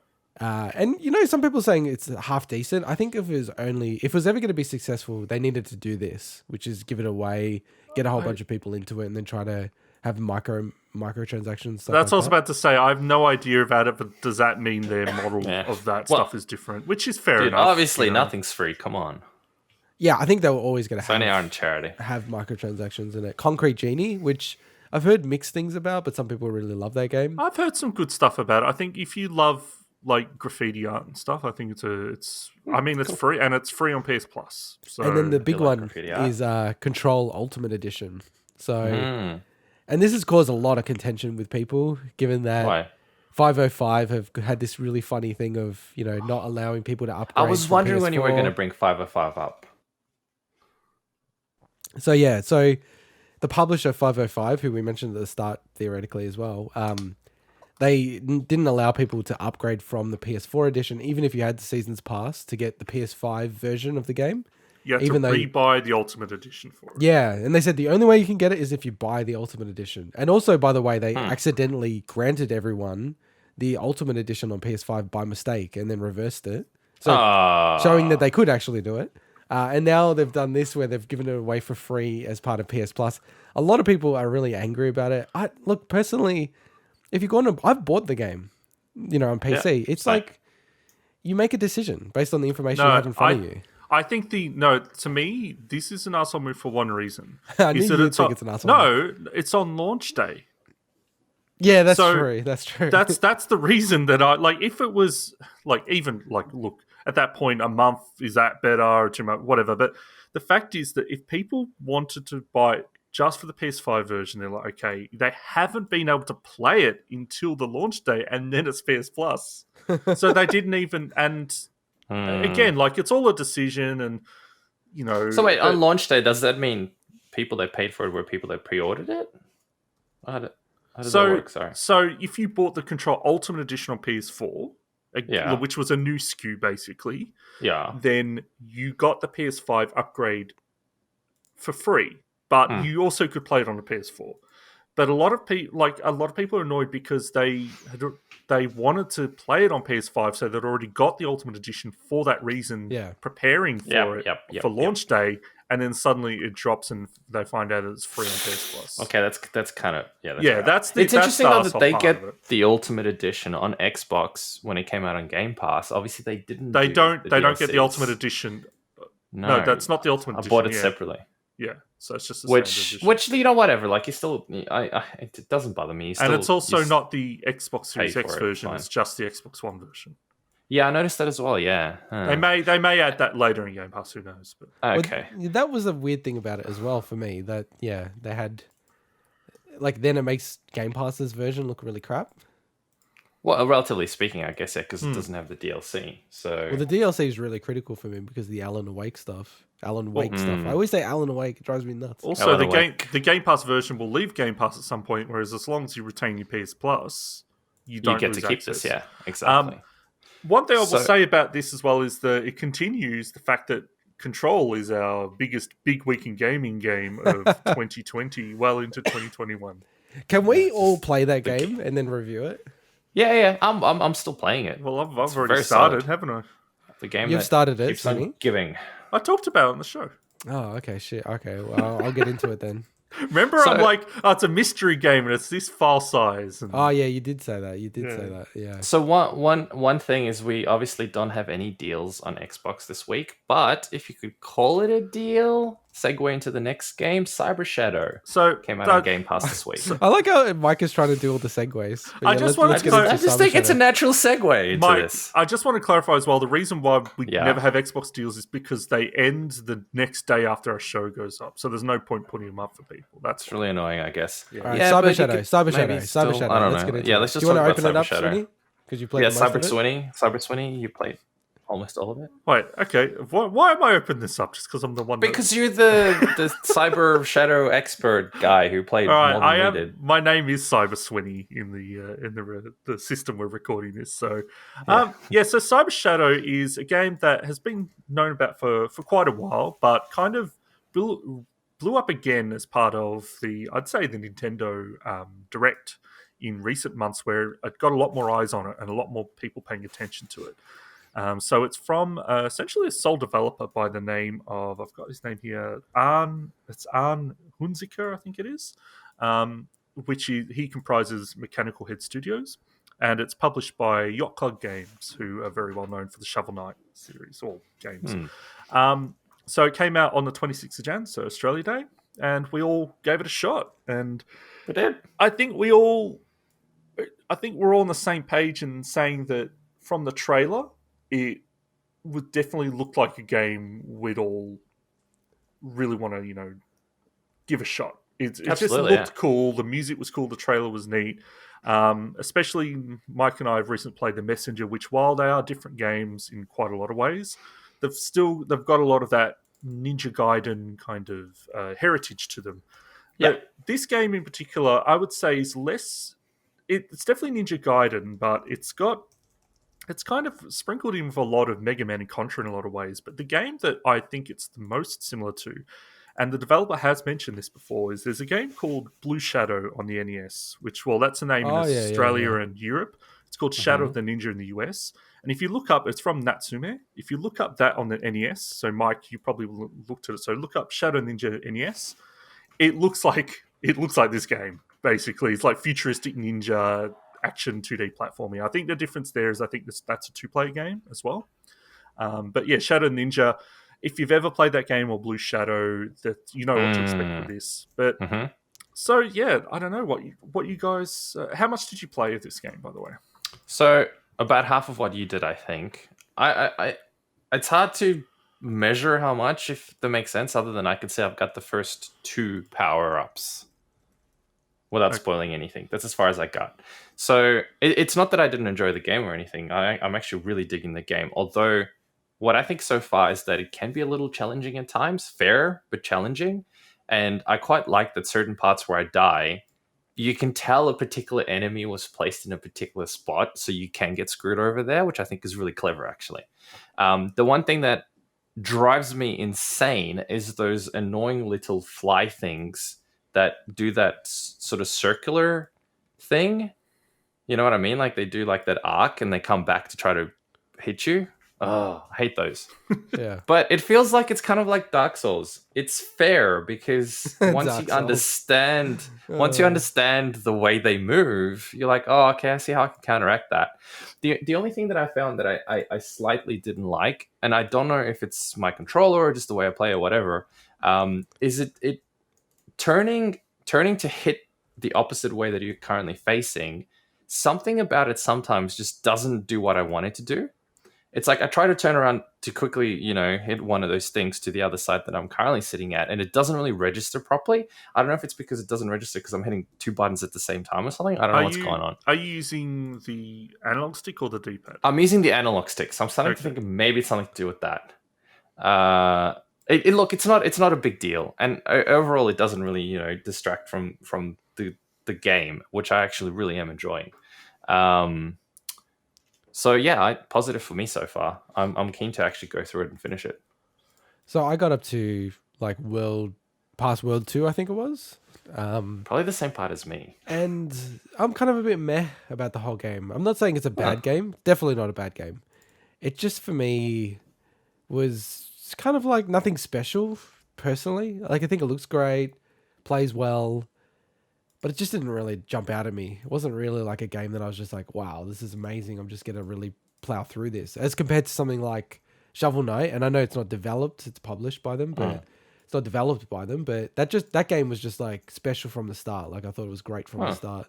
That's interesting. I've got the complete opposite. I couldn't get into Shovel Knight, which I think is really cool that it's such a contrast between us. That's why we never get along. I didn't find it as hard as, maybe I just not far enough into it. Because I saw some people saying, oh, it's a bit like the checkpoints are not close enough or stuff like that. I'm like, I thought it was fine. Didn't really think of that as a problem. Did you find that, Swinny? Or yeah, so I guess to clarify as well, probably should have done this at the top, is that this is less a review. This is definitely impressions. So I'm about 5 or 6 chapters in. So decent way into the game, but this game is structured in a linear way for most of it, but then it starts splitting off. And my assumption is that it will probably get more so like that. It's not going to start spreading out to be a full Metroidvania or anything like that, but you definitely have the ability to go back to areas with new abilities and things. But cool. It's not structured like a Metroidvania traditionally. So don't think of it from yet. Who knows what happens, right? It's not. Yeah, I don't think it is. That's not what I'm going to get the impression of. But it's just so far. Look, I'm playing on Xbox Series X, so it's on Game Pass for anyone that's interested as well. This would be a great Switch game, but it's to me, it's got a really good difficulty balance so far. It definitely starts ramping up, though. I'd say the parts that you guys are up to, I considered it super, not easy, but like, it was like, okay, this is cool, this is just fine. It definitely starts ramping it up. And what's cool is when they give you new abilities, especially ones that change your movement quite a bit, it's not like, oh, suddenly the game is easy. They start then throwing a lot more at you that is really requiring you to actually master those abilities. So I'd almost prefer if it was like that. Yeah. Because I'm not saying it's easy, but I didn't find it challenging at the start. Oh, it definitely starts ramping the challenge up. And I think it's only going to just get more and more. If this... And I think it's a good curve, but this isn't a casual game. I don't think in any way. Now, it's not as difficult as your classic Ninja Gaidens and stuff because it doesn't...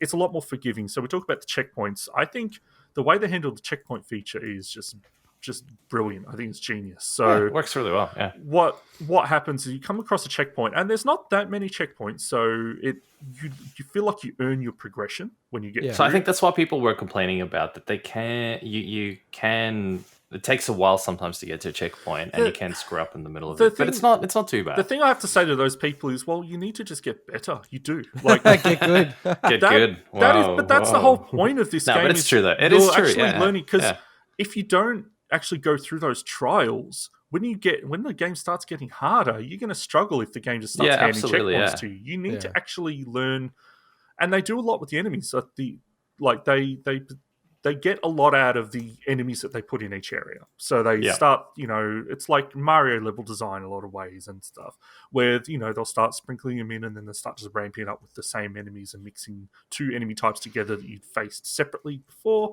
But they get a lot out of it, and you really need to learn the ins and outs of their patterns and how exactly how many projectiles they're going to shoot. Because, there's a stage, I think it's the level 3, where the whole stage, whenever you're in an open area, there's a giant beam of light that will come down and shoot you if you're staying in the same spot all the time.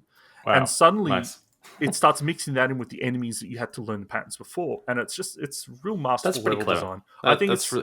That level, that third level or chapter, I think is just absolutely fantastic. Cool. And I love the level design as well. And like I said, there's certain enemies that I love where they're placed because they're challenging because of where they're intentionally placed. Yeah. Like certain enemies where they can fire something and there's a gap just before that.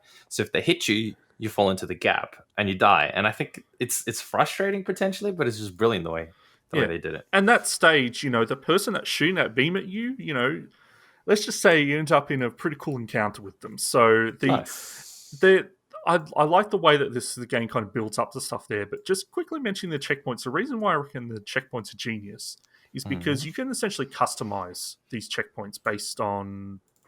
It's almost like custom difficulty in a way.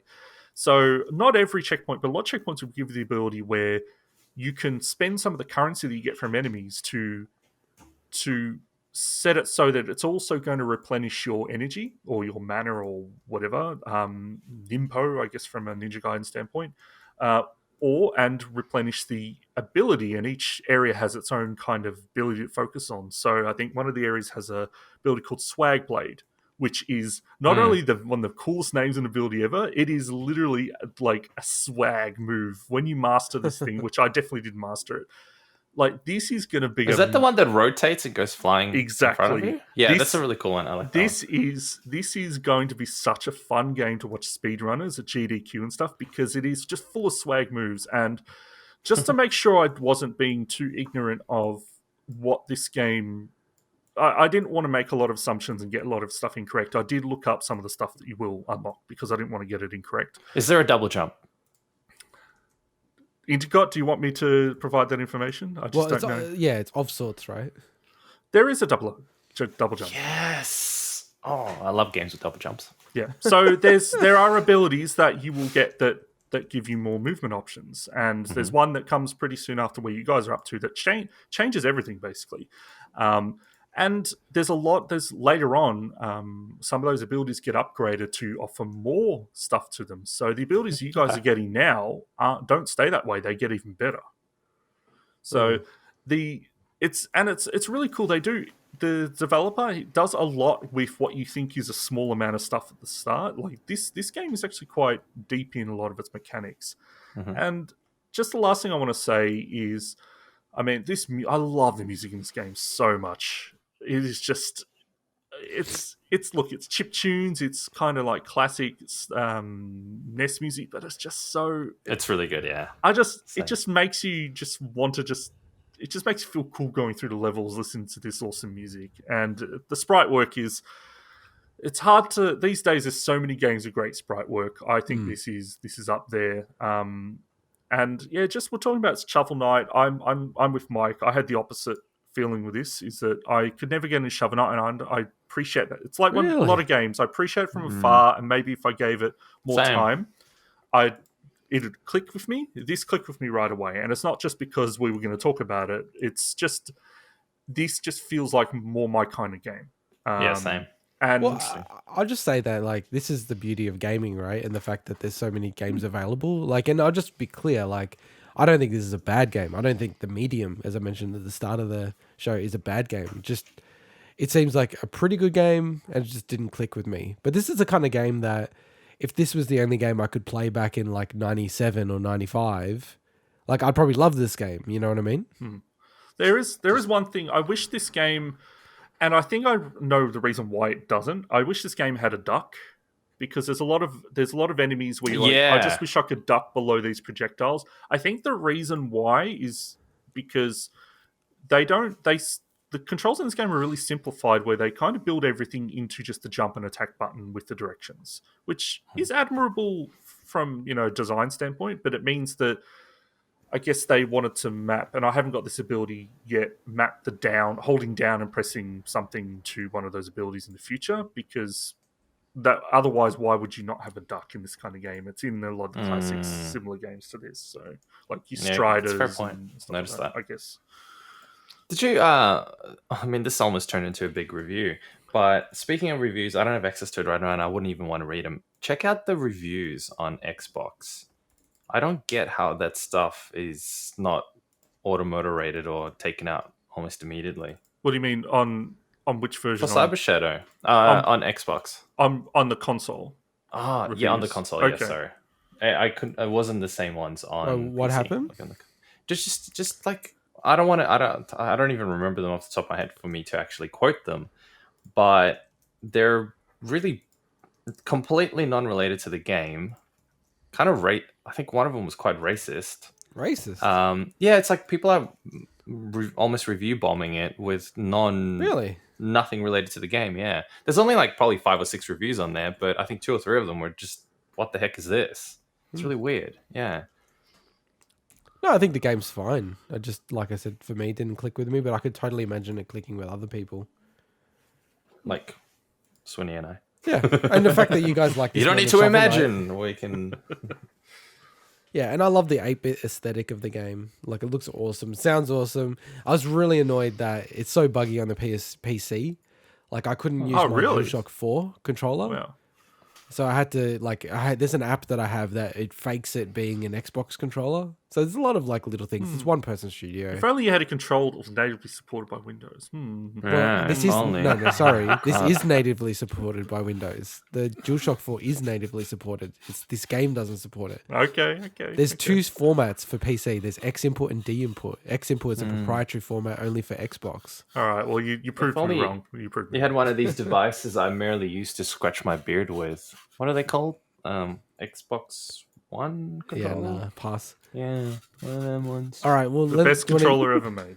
No, it's far from. But anyway, let's not get into that now. Nah, easily the best I've ever used. Doesn't even have a gyro in it. Who cares? Doesn't need one. Who cares about I hate gyros? They're annoying in games. Every time I turn them off when I can because they're so inaccurate. All right, well, we'll play. No, see that. Okay. This is going to go into a really different conversation, but that statement is incorrect. Gyros are more accurate than just a regular twin stick. Not as accurate as mouse. Let's talk about that another time. Let's talk about it another time. All right, let's get into Swinny's final thoughts on Valhalla. Yes, we've got some Valhalla to talk about because I haven't talked about it enough on this bloody show. So we're not bored to death just yet. Yes. Buckle up, people. I will say, if you're not into Assassin's Creed, probably best to just end the show now. All right, I'm off. Laters. Yeah, that's true. It's very Assassin's Creed the next part of it. So, because I'm gonna give my final thoughts on Valhalla, and then we're gonna rank the whole series. So, just a heads up. Yeah. I've been wanting to do this for a bit, but it made sense to do it when I'd finished Valhalla. So, so I gave my initial impressions back on episode 19, where this is episode 29. And that episode 19 was called Goose of Tsushima, best episode title ever. And I was only about 15 hours in at the time. So if anyone really wants to hear about, a lot about Valhalla, think of that as part 1. And this is part 2, which is essentially after completing everything in the game and at about 120 hours. So I played through the remainder on next gen when I got my Series X, of course, and in general, look, obviously it plays much better. It's just super smooth, especially if you have it on performance mode. The only issue I had was, for some reason on next gen, I don't know if it's specific to the Series X, that the fog in the game, there's some areas that fog is meant to be a present thing. It's just actually made it very difficult to play. Like, I couldn't see anything. So when I tried changing the settings and everything there, didn't do much, but I didn't have that problem on Xbox One. So that's the only downside of playing it on next gen, was just the fog sometimes became an issue. But so, as I said, complete the main story, and then afterwards I put another about 5 hours in to clean up any events and collectibles. So now I actually understand the full structure of the game. So every quest in the game is related to the main story of the game. There's no side quests in this game. Traditional side quests, so to speak. Which is very different from any Assassin's Creed since probably, I don't know, since Black Flag era. Like, they've always had side quests that you didn't have to complete at all to get through the main story. But what they do in this game instead is they have what's called mysteries. So I've talked about it when I gave my initial impressions, where you got your activities around the map, you got your world events and stuff. But it does change how you play through the game, and this is not a short game in any way. So I think Intergot, you were asking me, is this game, what's the length of this game? Does it feel longer or shorter than, let's say, Odyssey? Yeah, and the context there was that they said that it's going to be a shorter game and tighter game. Yeah, and it's my takeaway is that, look, I feel it does feel a little bit shorter, but it's so hard to judge. I'd say that they're kind of comparable. I don't think that they achieved what they were going to say, certainly, with that. Because there's no side quests, it feels like everything you're doing is kind of progressing the main story, but because of the way that they build in collecting the wealth and doing those little world events around in between your objectives and everything, it's so hard. Each player is almost going to have a completely different estimate of how long they've taken to beat the main story, because there's no side quests. Whereas traditionally you could say, well, I'm going to skip all the side quests, just play the main story, and that's how long it takes me. It's all weaved into it. It's really different. But this is a super long game. As I said, 120 hours to do everything, but that's completing all regions, collecting everything. With the exception, there's some super secret stuff that the community's found that I didn't find by myself, but that's not going to add, an extra couple of hours to the game or anything. Just, I guess the first thing I want to call out was the difficulty of the game. This game is much, much easier than the last two games on the default settings. So I always play these games on default, but if you like a challenge at all, you have to ramp up the combat difficulty in this. So with Odyssey and Origins as well, they had a lot of boss battles that even on the regular difficulty were actually really challenging, and actually took you quite a lot of goes to actually get and understand the mechanics, because essentially those games were Dark Souls games. The combat's almost completely redesigned in this game in a lot of ways, so it doesn't feel like that at all, and the bosses in the game don't feel like Dark Souls bosses really and stuff like that. So it's much easier. So definitely ramp it up if you want a challenge. But about that combat, so I said in my initial impression that I didn't know how I felt about it. It felt like a step down from, especially from Odyssey. And that's 100% how I still feel about that game. So that was after 15 hours, and after 120 hours, the combat still doesn't sit well with me. I think it's a huge step backwards from Odyssey. I will say, what's that? What's the difference, sorry, in the combat? Well, first of all, the stamina regen. So now Intergot, has a good understanding of this from Dark Souls, in Origins and Odyssey, it would work the same. So, you dodge or you go to hit an enemy or you block something, it takes stamina away and you got to let it regen. In this game, you use your light attack to replenish stamina while your heavy attack uses up stamina. But if you've got to land that light attack for it to replenish. So it feels really, really messy. And even I was hoping that the combat abilities that they give that, I started unlocking as I played more and more would feel like there's more finesse to the combat. It never felt like that. And it always felt like I'm just running in, mashing my light attack all the time and then chucking. And there is a lot of, there's a big focus on parrying. So that's good. I love parrying in games. But it still felt messy. The one thing I will give credit to the combat in Valhalla is that there's a huge focus on weak points. So when you use your eagle view in combat, you see weak points appear on enemies. So if enemy's got a shield, you might see the weak point appear on their foot. Bosses, you might see it, they'll have 3 weak points that will appear. And if you hit each weak point, it will then stun the enemy and you can do huge damage on it. That is a really, really cool addition that they put a big focus on with this. But otherwise, it's a huge step down. I did use the same weapon type for the first 80 hours. And as soon as I changed that, so I swapped from the bearded axe weapon type to daggers, I was immediately happy with the combat. So my suggestion to anyone is, if you're not feeling the combat at all, 100% try a different weapon style. Don't stay just because it was working for me to bearded axe, so that's why I didn't change. But as soon as I changed it up, it just felt better. So that's my suggestion: is if you're not feeling it, to try something else.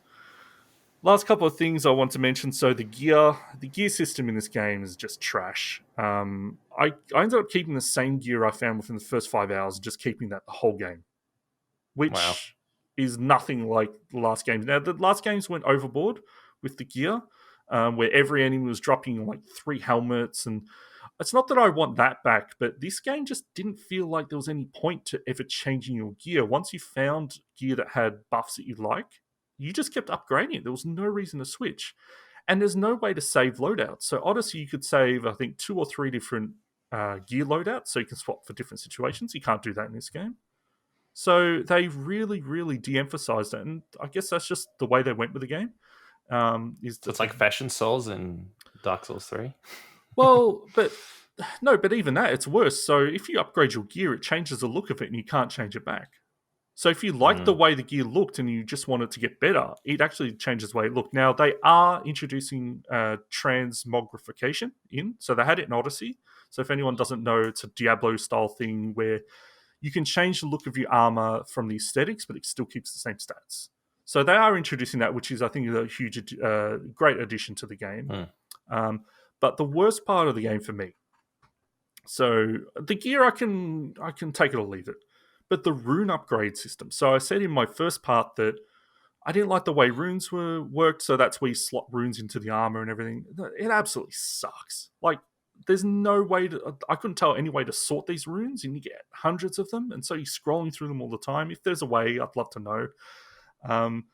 And it just seemed to randomly list them, so it's like you get good runes, and then you got to scroll through all the crap ones, or you just got to sell them, and I couldn't figure out a way to easily sell all the crap runes at once, so you have to sell them individually. It's just a mess. The way Odyssey handled it was way better. But look, I don't want to take away from the fact that I did actually really enjoy Valhalla. I'm just, from someone that's so into this series, those things that I just talked about is what stands out to me as my frustrations of the game. I mean, I'm fearing, Swinny, where Valhalla is going to be on your tier list in this next segment. It's not going to go in the trash tier. Don't worry about it's not going to go in the S tier as well, that's for sure. So the storyline of this game, it's actually one of my favorite in the series. And so I think that is a huge reason why I love this game so much. And generally just the experience of playing, I enjoyed. It's just combat is such a huge part of it. And the gear system, when we're talking about an action RPG, they definitely de-emphasized that RPG nature of it. It's kind of, they went a bit too much probably with Odyssey for some people, which I understand, and they've pared it back a bit. But I did like the story, but I had one huge problem with it, and this is going to be the last thing I really talk about, is the tone of the game. So I mentioned in my initial impression that it felt like, okay, who is Eivor? Is he a or she? He or she? Like, I think canonically, Eivor is female, but I played as male Eivor, whose voice actor is fantastic, probably the best male voice actor in all Assassin's Creed. Just they're a bad person. What can I say? Like, they are the baddie. I'm thinking at some point they're gonna maybe change. I get it. Look, they're a Viking, they're an invader, but yeah. I mean, to give you an example, right? And this shouldn't really spoil anything. There's a mission where you basically set an entire town on fire and kill everyone, all the guards. You can't kill innocent people in this game, thankfully, just to piss off a king. So it's not like it's like a political thing. There's a lot of political games in this. That's the whole storyline.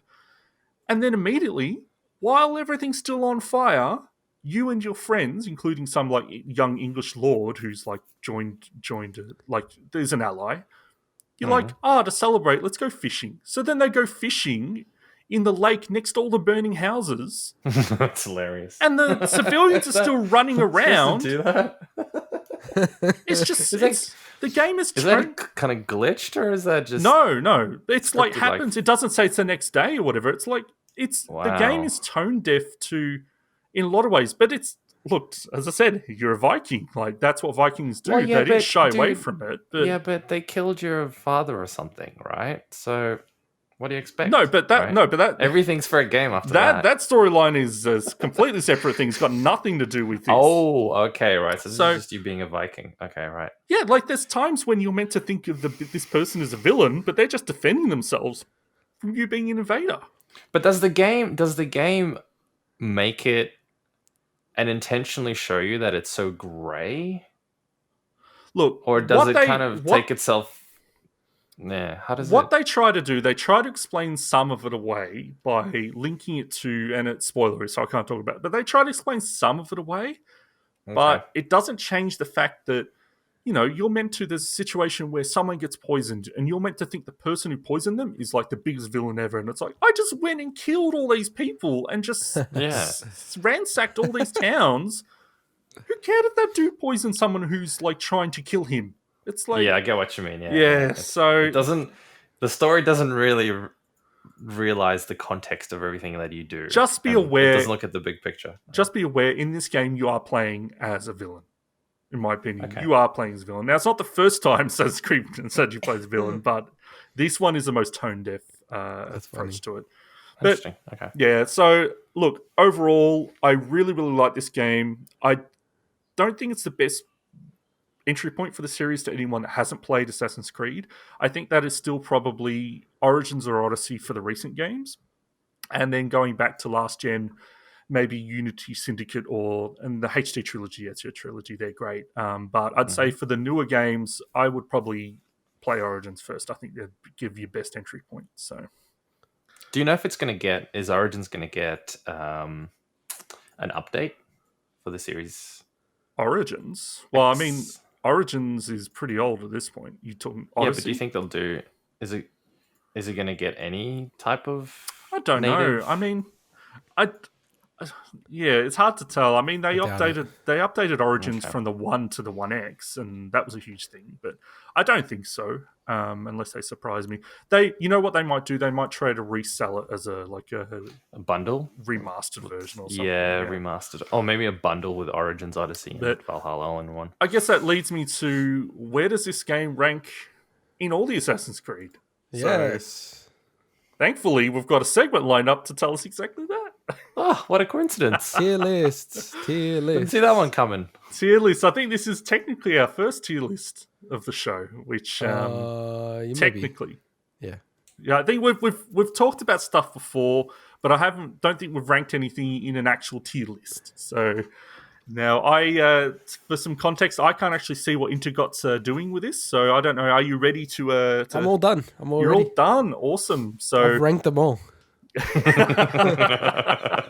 So, and I want to just preface this because you will not be truthful about this. Swinny is like a mega fan of Assassin's Creed. Like, I would easily go and put him worldwide up against almost anyone in terms of knowledge and love for the series.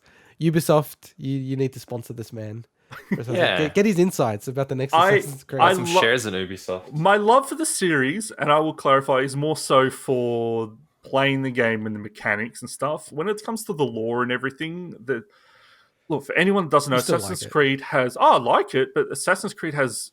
It's such a crazy, detailed lore that it's just insane. So don't ask him what an animus is. He does not remember. No, an animus is like your most. Have you ever seen those memes where you got an iceberg and then they put the words and then keep going down? It's animus is the tip of the iceberg, Mike. Like we're talking, it gets crazy.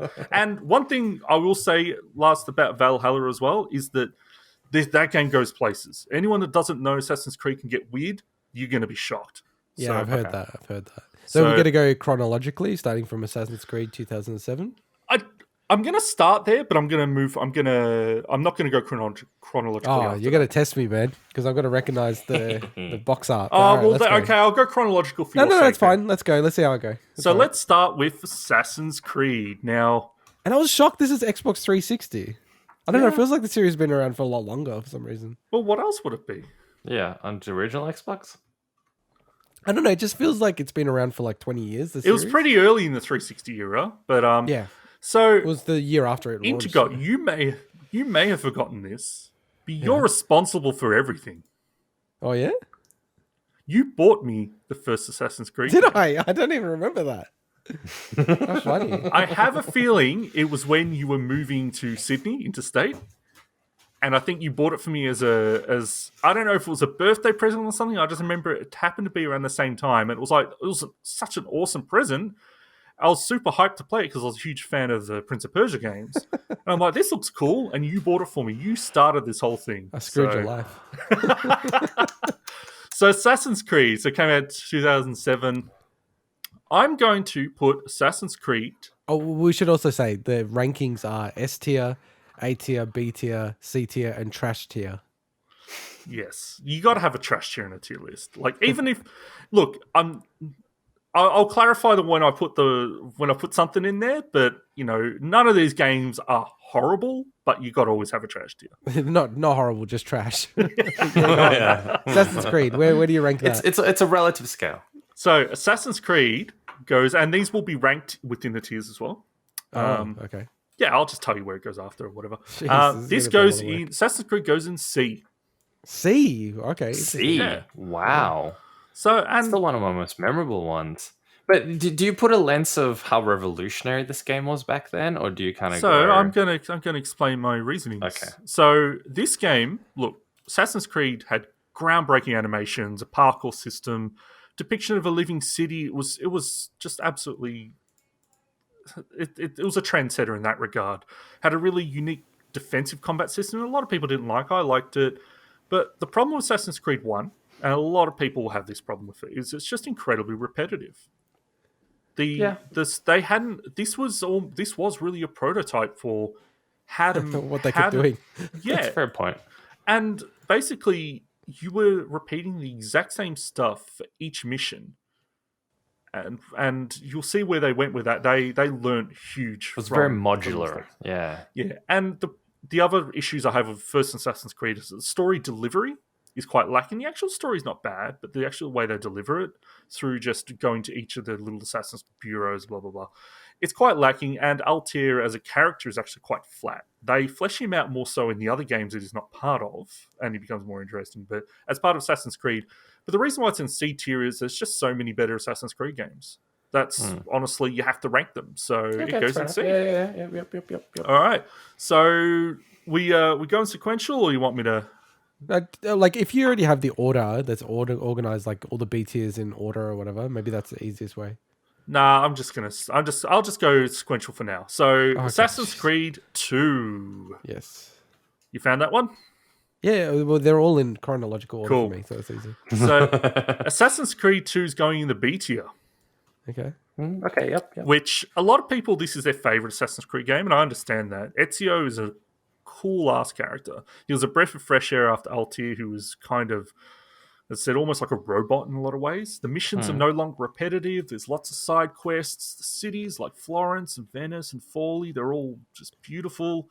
They had a hub world of Monteregione where you could upgrade the shops. They added swimming. They added like new notoriety, and they added heaps of stuff. The reason why Assassin's Creed 2 is in the B tier is just because there's better games in it. That's honestly it. Like, I love Assassin's Creed 2. It's just there's better games. And one better game than that is the one that came right after, which is Assassin's Creed Brotherhood from 2010. So you got that one? Yep. So this basically is Assassin's Creed 2.5. It really is. But this is S tier. Whoa. Ooh, damn. Yeah, for the ones that I've played, I tend to agree. Assassin's Creed Brotherhood, until Odyssey came along, was my favorite in the series. And I've just given away. No, but you just gave it away. I gave that away. I gave that away Terrible. because I've mentioned it before. I've mentioned it plenty of times on the podcast that Assassin's Creed is my favorite game. What's the point of listening to the rest of it now? We know the winner. I wanted to stress how much I loved Brotherhood. But Odyssey, I've talked about so much being my favorite game. So that's not a surprise. So he sells this in the worst way. Brotherhood. So if you want, you can chuck Odyssey up there. But I want to just mention something about Odyssey when we do it. Oh, well, okay. So wait, are we putting Odyssey up there now? Let's get to it and pretend we didn't hear. No. Well, we might as well. So is Odyssey ahead of Brotherhood? Odyssey's ahead of Brotherhood. So that's Odyssey is the. So it's an S plus tier. No, it's just a ranked. It's just ranked within the tier. Okay. So Brotherhood. I mean, they added double hidden blade assassinations. You could ride your horse through the city. It just took what 2 did and just expanded it. It gave you one city, but it made it awesome. It gave you Rome. It gave you the Colosseum. It added these really cool things called Lair of Romulus, where almost like Tomb Raider style. So that's also why I love this game. It's kind of had a lot of Tomb Raider style gameplay and Prince Persia style gameplay. It had multiplayer for the first time, which was actually really well done. Wasn't my cup of tea, but it was really well made for what you'd think could be tacked on.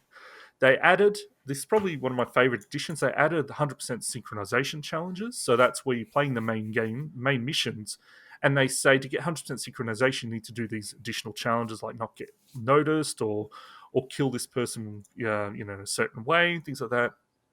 So they just added so many cool stuff to it. They added a whole recruitment system for assassins. You send them off worldwide on missions. You could get them to assassinate a dude on the street. Just an absolute brilliant game. The flow of combat was really smooth. To me, it's easily my favorite of the original kind of Assassin's Creed games. And then you want to touch on Odyssey, given that we've got it up there? Yeah, let's talk about Odyssey. So, just scrolling down to my notes about, Odyssey. So, Odyssey is not going to be... So this is the one that I should play, if you're saying. I think Origins is a better entry point for the series. But I think I like the aesthetic and the setting of Odyssey. Then 100%. Like, this game is an absolute perfect mix for me personally. Not only is it an action RPG, an Assassin's Creed, but it's ancient Greece and Greek mythology, which is something I've always been super fascinated by. And the gameplay built upon Origins, which we'll mention soon. They added naval combat back in from Black Flag and Rogue. So you got it's just like the mix of everything. That whole bit is like almost just like a side thing to the game, right? It's not like a core thing from memory. For naval combat in Odyssey. Yeah. No, it's a huge part of it. Because you think about the Greek islands, you're traversing between islands all the time. So naval combat's a huge part of it. Okay, makes sense. But it was really fun in some of the other games, though. The game is just gigantic, which is a good and a bad thing. It's just the map is like 100 square miles. A lot of that is land. It's just crazy. The stuff I love, like obviously when they start introducing a lot of the mythological stuff, that's all great. Cassandra is my favorite Assassin's Creed protagonist. So you do have the ability to choose between her and Alexios. Cassandra all the way. Like her voice actress is just amazing. From what I played as well, and I think everyone agrees on that. The voice acting was so much cool. And this is the one that they said they were only going to go with Cassandra, but then the higher up said no, you got to have a choice between male and female. And I mean, they had a mercenary system, which is basically the Nemesis system from the Shadow of Mordor games. Like, this game is insane. You've got regions that are controlled by either Sparta or Athens, and you can choose which one you want to take over the regions. Like, there's large scale battles. This game, it also has the best DLC in the series. Like the Fields of Elysium, like just jaw dropping. Those They look really DLCs. cool. It laid the groundwork for Immortals Phoenix Rising with those DLCs as well. Like, this game is crazy. It is huge though, and for people that are very like have a lot of I guess time restrictions on how much they can play games and stuff. Like, it's a huge game, so don't think this is going to be something you can just knock out in a couple of weekends. Like, this is a huge game. I really want to get into these games. I loved the start of Origins, played the start of Odyssey, and I just get put off by the scale of it. I want to enjoy the experience, but then I'm like, oh man, it becomes overwhelming. Odyssey, there's so much to do and it takes too long. Odyssey lives up to his name. It is an Odyssey. It's huge. That's why I got excited about Valhalla, because they were very clear that it's going to be a lot shorter than Odyssey. And then, based on the stats, it's definitely not. It's actually longer based on the stats. Well, do we want to rank out Valhalla, or do you want to leave that for let's go. No, let's leave that to last. Okay. I'm conscious of time, so let's do another 12 games. All right, Revelations. Yes. So you found that one? Yeah. So 2011, Revelations, you chuck that behind Assassin's Creed in the C tier. So this is the worst ranked game so far. Yeah, this game is, if Brotherhood was 2.5, this is 2.75. So this closes off the Ezio trilogy. When I replayed it, I appreciated it more in the HD version, but it's set in Constantinople, which is cool at the start, but it feels very samey after a while. Adds a lot of cool stuff on top of Brotherhood, but it's kind of forgettable in the same way. And the whole bomb crafting system, I was like, okay. So I don't mind it, but it's definitely a C tier. So that gets me to, let's go to Assassin's Creed 3 next. Yep. I think I know where this one's going. Assassin's Creed 3 goes behind Revelations. Oh, okay, so now this is the new lowest ranked game. Yeah. So, having played all of them so far, I totally agree with Liz so far. So, this is the finale of the Desmond trilogy, and there's a lot to love about this game, but there's also a lot of frustrating stuff about this game. They completely overhauled the gameplay. So we talk about people like, Assassin's Creed year to year. For anyone that knows, Assassin's Creed 3 changed everything. It changed the parkour, changed the controls themselves, it changed the combat system completely for the worst, in my opinion. I'm not as big a fan of the setting as well, although it's pretty cool. Is this like the Civil War type thing? Or? Yeah, I think it's like the Revolutionary War, I think. Oh, the Revolutionary War. I think so. I'm not up to speed on my Is it against the British? History. Yes. Yeah, that's the Revolutionary War. So it's cool. There's a lot for people who love American history. I think it's really neat.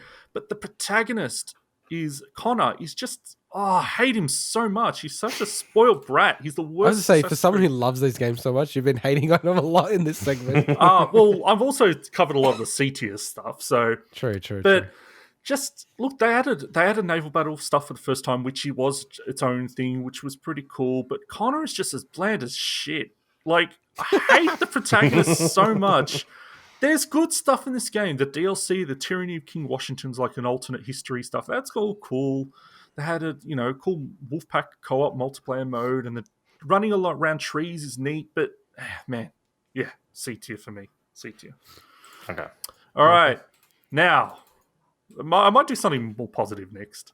Go on. Let's do Black Flag. You found that one? So Assassin's Creed 4. That means there's something in between that's not positive. Anyways, it's great. Assassin's Creed 4. Assassin's Creed 4 Black Flag. So, and the last numbered Assassin's Creed, right? Correct. So chuck this in A tier. A tier. First A tier. That was a good one. Yeah.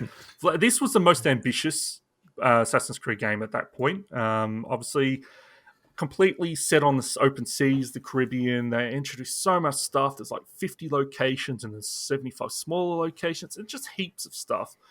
I could talk about this game for ages, but I know we're trying to get through this. This game is, I used to say this was the best entry point for the series, and it might still be. Is there an HD remaster? There's an Xbox One PS4 version of this, yeah. Okay. So it actually looked like they re-released it for that. This is a fantastic game, and it's almost, this is where the series stopped being about assassins. Really, like, it's a pirate game, and if you like pirates, you'll love Black Flag. Arr. All right, so let's. It was really cool, and the setting was really awesome, especially compared to the previous ones. All right. So I'm going to mix things up. I'm going to talk about Assassin's Creed Chronicles. Yeah, I got it. Yep. So Assassin's Creed Chronicles China. Can you chuck that in the B tier? Huh. So there's 3 games in the Chronicles series. So there's Assassin's. Oh, there's only one. So it's like Assassin's Creed Chronicles China. There's no. Oh, there's India and Russia. Right? Yeah. So okay. Yeah. I got it. So the Chronicles trilogy. B tier? Did you say B tier? B tier. Yeah, so this was the first in the series. Anyone that loves games like Mark of the Ninja or 2D, old school Prince of Persia games, it's kind of a mix between them two. And I love Mark of the Ninja. So I thought this was a fantastic game. It's got a cool visual style. It's got a really cool protagonist that people hope one day they'll make a full game out of it set in China. And it's really fun to speedrun. So, yeah. Assassin's Creed China. The next Assassin's Creed Chronicles, can you chuck it right behind? And that's India. Yep. Yeah. So this has fantastic visuals, probably the coolest art style in any Assassin's Creed game. And some really, really neat ideas and cool levels. They built upon what they did in the first one, although they kind of developed all 3 at the same time, I think. But yeah, it was a neat progression. And that leads me to the third Assassin's Creed Chronicles game, which is Russia. And chuck that in between. Actually, just chuck it after Assassin's Creed 3. Assassin's Creed 3? In the C tier. Oh, in the C tier. But the other 2 were in the B tier. Correct. Okay. So Russia is from my understanding, is the most modern Assassin's Creed game in terms of its anime storyline. And you've rated this so far as we go the worst Assassin's Creed game. I meant before. It's in between Revelations and Assassin's Creed 3. Okay. So Assassin's Creed 3 is the worst. Yeah, that's my bad. Sorry. Right. I should have communicated that. It introduced some cool stuff, but it's also just really, really frustrating. There's so much trial and error in it. It's a really cool take on, I guess, Russian history mixing with assassins and stuff. But ultimately, other Chronicles games are just way better. So, yeah, cool. All right. So, what games are... Six more games to go. Let's do Assassin's Creed Syndicate. Yep, I got it. So, let me just find my part for that. So, Syndicate goes ahead of China on the B tier. It goes ahead of China on the B tier. Okay. Yeah, a lot of people love Assassin's Creed Syndicate. It kind of, after Unity, which a lot of people did not like, felt like a palate cleanser, which I understand. But it was very much this is the Assassin's Creed formula taken up to the extreme. Like the amount of icons on the map, it was just getting crazy. And it's no surprise that they took a break after this, because this was the last game before Origins came out, and they completely turned the series on its head. So Syndicate, first game with dual protagonists. The train hub is really cool, if unrealistic. The fact that you've got a train that's going around the whole map all the time, that's your hub. And London itself was just gorgeous, like climbing up Big Ben and Westminster, and it was great. They had a carriage transport, just some really cool stuff, really cool stylish combat. But yeah, it goes in B tier. Because which one's the French one? Which one's set in... Let's cover that now. Let's cover Assassin's Creed Unity. Unity goes just after Black Flag in the A tier. Okay, so you got Black Flag and then Unity. Yes, so a lot of people think this is a low point of the series, and I guess from general consensus standpoint, this is the game that was super buggy at launch, got so much bad press. They launched this on the same day that they launched Rogue. So Rogue was the last gen game, as Unity was the current gen game. That was really weird how they did that. Yeah, that's so crazy. And they linked together a little bit in storyline and stuff. But Unity, this game has the best controls and parkour in the entire series. Okay. It's also probably the best looking game in the entire series. This is the one where I can't believe I'm blanking on what it is in Paris. Notre Dame? Yeah, Notre Dame. Exactly. Got burnt down, and they actually mapped it all. They did. It took 2 years for the artists to do it, didn't it? Yeah, but the thing is, they're using that data to help rebuild it, which is just crazy. Unreal. So cool. The attention to detail in Unity and the Paris that they created is just phenomenal. And I played this game well after launch, so I'm very I had such a skewed take on it. Anyone that played it at launch and was buggy, I feel for them, because this game is, I think otherwise it's just brilliant. I actually went to Notre Dame after playing the game. And it was really cool to see it and go, oh, I remember that from the game. Oh my god, the detail there, that's so cool. But they added. We should just call out that Ubisoft is a French company ultimately. So, and the French are very proud people. So I think they probably put in even more effort to make things accurate. Like this game, it was like they kind of retooled everything. It was almost like Assassin's Creed 3 in a way. Like the parkour and everything changed. They added free running down, which doesn't sound like a big thing, but when you're playing it is. So it allows you to automatically get down from buildings in a smooth way. It just feels great. A lot of people like reading the forums and the Reddits, like people want another Assassin's Creed game like Unity. Okay. They kind of, because of how smooth it was.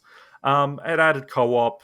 That was some pretty cool. They added some really cool alternative timeline stuff where you're in Paris in Second World War and stuff. Just really, really neat. They, it's just, I love Unity so much, and it's a shame that has I should have clarified at the start, but are these all of the kind of like console Assassin's Creed games? Yeah, so the only game... Yeah, so this is every console one. The games I'm not including any of the mobile handheld titles and things like that. So this is every main console. Because I'm like, wow, okay, there's 16 games and it's like 14 years. The series has been around. Yeah. Oh, they definitely, like, when you talk about the Chronicles games, that bumps the numbers up. But I wanted to talk about them because I feel that they're very good games. So, yep, definitely. All right, which one do you want to do next? Let's do We've got 4 Rogue. more games to go. Let's do Rogue.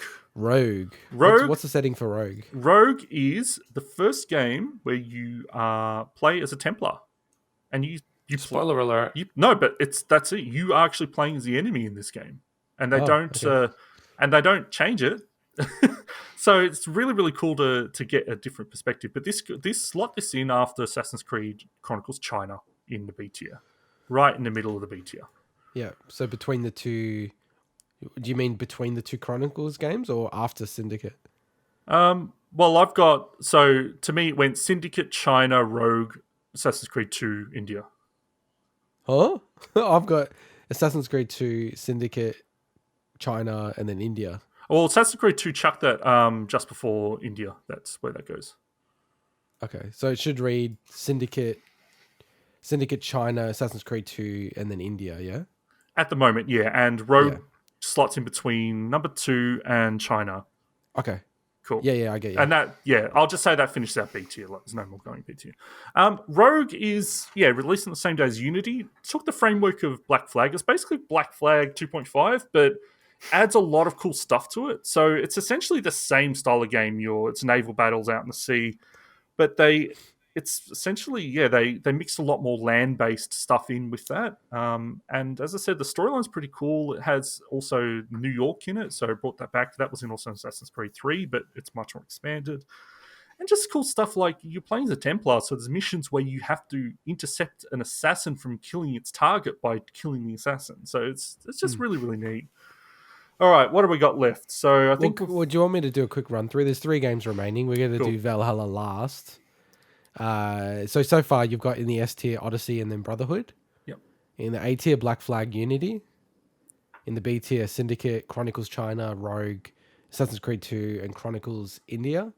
And then in the C tier you've got Assassin's Creed, Revelations, Chronicles Russia, and then Assassin's Creed 3. Is that right? Yep, that's correct. Beautiful. All right. So what do we got left? We got Liberation, Origins, and Valhalla. Well, it's no surprise one of these 3 is going to be in trash to you. And it's no surprise which one it's going to be. Do you want to just do that now? Yeah, let's do it. So Assassin's Creed 3 Liberation, chuck that in the trash tier. Interesting. Whoa. So this game, a lot of people love this game, but there's a specific reason why I hate this game. A lot of people love this game and you're putting it in the trash tier. I absolutely Don't be hate a this game. Dude. So they're gonna go that guy at the bottom who doesn't have a face. He's arrogant, smug. He doesn't know anything about Assassin's Creed. So this game was originally a Vita game, right? So it is very impressive for a Vita game. Oh yeah, I saw all the Vita box art for this game. I was like, huh? I thought you were doing console games. It's super impressive, and they re-released it as a HD version for consoles. So, and the reason I also wanted to include it, because it is actually it is actually considered a mainline game, is that I wanted a game to put at the bottom. Right. Okay. This game's the first time they had a female protagonist. Aveline, she's actually not a bad protagonist. It's set in New Orleans in the Bayou, however you say that. And it's it's got some neat stuff to it, but it's also super frustrating. Like the game. But hang on, are you sure you're not rating this low because it's a female protagonist and you're a misogynist, sexist Animal. gamer? Don't even open that line of discussion, mate. That's got nothing to do with it. Cassandra is my favorite Assassin's Creed character ever. I know, exactly. I'm well aware of that. But just they added a costume system which is not bad. It's but it just seems to complicate things. But the reason I hate this game so much is I talked about that 100% synchronization challenges. So do the main mission doing it this way. The way they implemented this game is just so frustrating, and it made the whole experience for me just absolutely horrible. Like I have to replay this game as part of my New Year's resolution, by the way. You don't have to. You're choosing to. No, as part of my resolution. Like it's important to say the second part there. As part of my resolution, I have to play this. Yeah. I'm dreading playing through and doing those synchronization challenges again because they're just so frustrating. Like a lot of the challenges are complete this sequence where you got 10 friggin' people fighting you and you can't get hit once. And you're like, oh my sounds god. Like fun. It's frustrating. It's the game itself is not horrible, but when you combine that part with the fact that it's also based on Assassin's Creed 3 engine, which is my second least favorite game, I'm not a fan of Liberation. So that leads us to our last two. So, all right. Origins. Can you slot in Origins after Unity in A tier? So it's Black Flag, Unity, and then Origins? Correct. So Origins, as we've mentioned before, this is where everything changed. Like rather than the other ones where it's kind of, they're reworking the whole system, they entirely changed Assassin's Creed. Like they made it an RPG with a Dark Souls battle combat system. And I'm not just saying, it's kind of like Dark Souls. It's exactly like Dark Souls. You lock on, there's stamina management, there's light and heavy attack to right bumper and right trigger. Like it is Dark Souls combat. It's also the first game in an entirely new saga, the Layla saga, and it's set before everything. Like this is the earliest game. It's set before any Assassins or Templars, and it's got a fantastic protagonist, Bayek. The story, he's got such a tragic story, and what happens with him and Aya, who's very important to the legacy of the Assassins, it's a really cool storyline. It's very long. Because it's set in Egypt, there's also not a huge amount of variety in the areas you explore because it's this is also the first open world game. Now, we talk about Assassin's Creed 3 being in cities and stuff like that. This was proper open world. And at the time, they started talking about that and having skill trees and loot. I was not sold. And it took me a while to actually start playing this game because I'm just like, are they doing a Tomb Raider? Are they taking it away from stuff I like? But no, it turned around, convinced me that it was a really cool approach for the modern series. And they just added so many cool things to it. So it's definitely great, and it's a great place to enter the series, I'd say. Nice. So that leaves Valhalla. Yeah, I know where it's going to go, I reckon. But where do you reckon, Mike? B. Nah, I reckon it's going to be after Origins. No, wait, he ran out of Bs, so it'd have to be A. Yeah. All right. Yeah. Let's slot it in after Origins. Ah, so I got it right. Yes, Nice. You did. Stole your thunder. You've only done a whole segment on this. And I moved back and forth. Like, there's part of me that actually would put it ahead of Origins. But I'm surprised you didn't change your mind and just said stuff. I'm just no, I'm not going to do that. And I'm not going to spend too long talking about it, but I'll say the reason for the placement is I actually really like Valhalla. A lot of my negative stuff about it was because it's just kind of the thing that stuck out most to me after that was to just talk about, it's obvious I like these games. I think that's obvious, right? Obvious. I like that. It's obvious I like these games. Yeah, so you just ranked me just saying, Valhalla at length at it. Me just saying Valhalla is great. You should play Valhalla. So I want to talk about a bit more detail about this, things I may not have liked, but then some of the stuff I like. The reason why Valhalla, I probably had more fun playing it, right? So there's part of me that's maybe should go ahead of Origins, but those things that I talked about, the fact that the combat is a step down, the fact that the gear system is almost useless to me, and the whole tone just feels off. That's why it sits behind. That stuff does impact it enough. So you got to give Origins more credit as well if it's one of the ones that innovated the series a bit more. Yeah. Yeah, and Origins won me over. Like that had a task to win me over, whereas Valhalla, like Odyssey, it got me at that point. Well, and that's the other thing towards Valhalla is it was following on the heels of my favorite game in the series, so that had a big task to live up to as well. But yeah, overall, honestly, I don't think this is going to be very different than many other Assassin's Creed superfan stuff. I think a lot of people really appreciate Unity that are super into Assassin's Creed games. I think a lot of people appreciate Assassin's Creed 2 a lot more than me. It's just because I just prefer the other games in the series more. Some people may take a lot of issues with me putting Assassin's Creed Chronicles China above it, but I think that Chronicles China deserves some recognition. So yeah, man, but you do you. If someone wants a different list, go start a podcast and make a different list. But this is based on playing these games to 100% completion as well. So I think I come from a position of authority on it. I can't wait till they have another Assassin's Creed game this year or next year to see where it's going to rank. We'll have to keep this list updated as long as the podcast is live. There's also the DLC for Valhalla, so who knows? So. One question I have about all of these is, how do you feel that how long has it been now? 14 years? Yeah, 14 years. There hasn't been a single one set in Japan. Surely that's a fan favorite location. There is. Goose of in Tsushima. Japan. Goose of Tsushima. Yeah, Goose of Tsushima, which is basically Assassin's Creed set in Japan. But yeah, well, how do you feel about that? Is it something you want? As a Japanophile. As a Japanophile. Hey, if you talk to 19-year-old Swinny that's back in uni, maybe. But, as an Japanophile. As a long-reformed weeb. You are a weeb. You're still a weeb. You are. Once a weeb, always a weeb. It's kind of low-hanging fruit for them, you know? Yeah, but so what? Everyone they hate love that. It. It's a series that's got like 16 games in 14 years. No, but they always... the settings they choose are generally actually... Like, think about the first Assassin's Creed. What other game was set in the middle... in the... Yeah, like Masyaf. I don't even know where it is. I was trying to think of the right word because I'm trying to think. I'm deleting this tier list. No, because I'm trying to think of the right name because it changed names that area so much. But like Constantinople. Well, yeah, Istanbul. to set a whole game in Constantinople. Like, what game does that? Absolutely. You know? Don't get me wrong, but look, surely everyone wants one in Japan, and I think Goose of Tsushima clearly illustrates that people love that setting, and it's so obvious an Assassin's Creed game set in Japan would have been fantastic. Well, the big rumor at the moment is that the next one will be set in France. Oh, really? In France again? Yeah, okay. But in a different time period. So, what other time period? I'm just trying to think what other interesting time periods France have. Unity was around Napoleon and stuff like that, so it'd be much earlier in French history. But also, one of the DLCs for Valhalla is set in France, and the other one is set in Ireland. So it's possible they might link it into France there. Makes sense. So that's the rumor. What kind of? I don't know.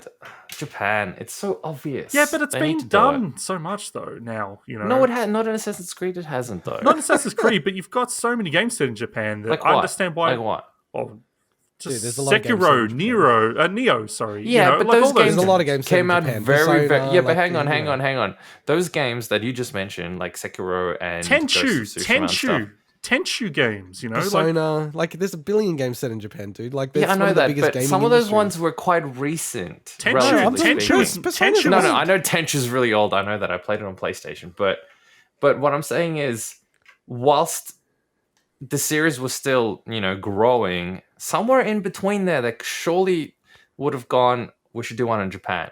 Those talks would have existed. I just don't get why to this day. It's just so obvious, and everyone wanted one. Because even to this day, I reckon people really, really would love to have one there. Because I think the games are great. I think it's more likely that we'll get one set in China before Japan. Which is, I think, would still be really, really interesting. Yeah, but I think a fully fledged it's a different kind of game, Yeah. It would be cool if there was one that was China and Japan. Because, there's a lot of wars between those countries, so... But yeah, that's my tier list. So, very good, Swinny. Apologies to anyone that doesn't like Assassin's Creed and listen to it. I gave you a warning. Yeah, you guys can write in and we will frame your feedback and I will put it on my wall of shame. I want to see a picture. You got to take a picture of that after the podcast. All right, let's wrap it up. So thanks for listening to the podcast. If you want to help us out, give us a 5-star rating on your podcast service of choice. And probably the best thing for us is to tell a mate about the podcast and share the word. With that, bye-bye. See ya. Adios.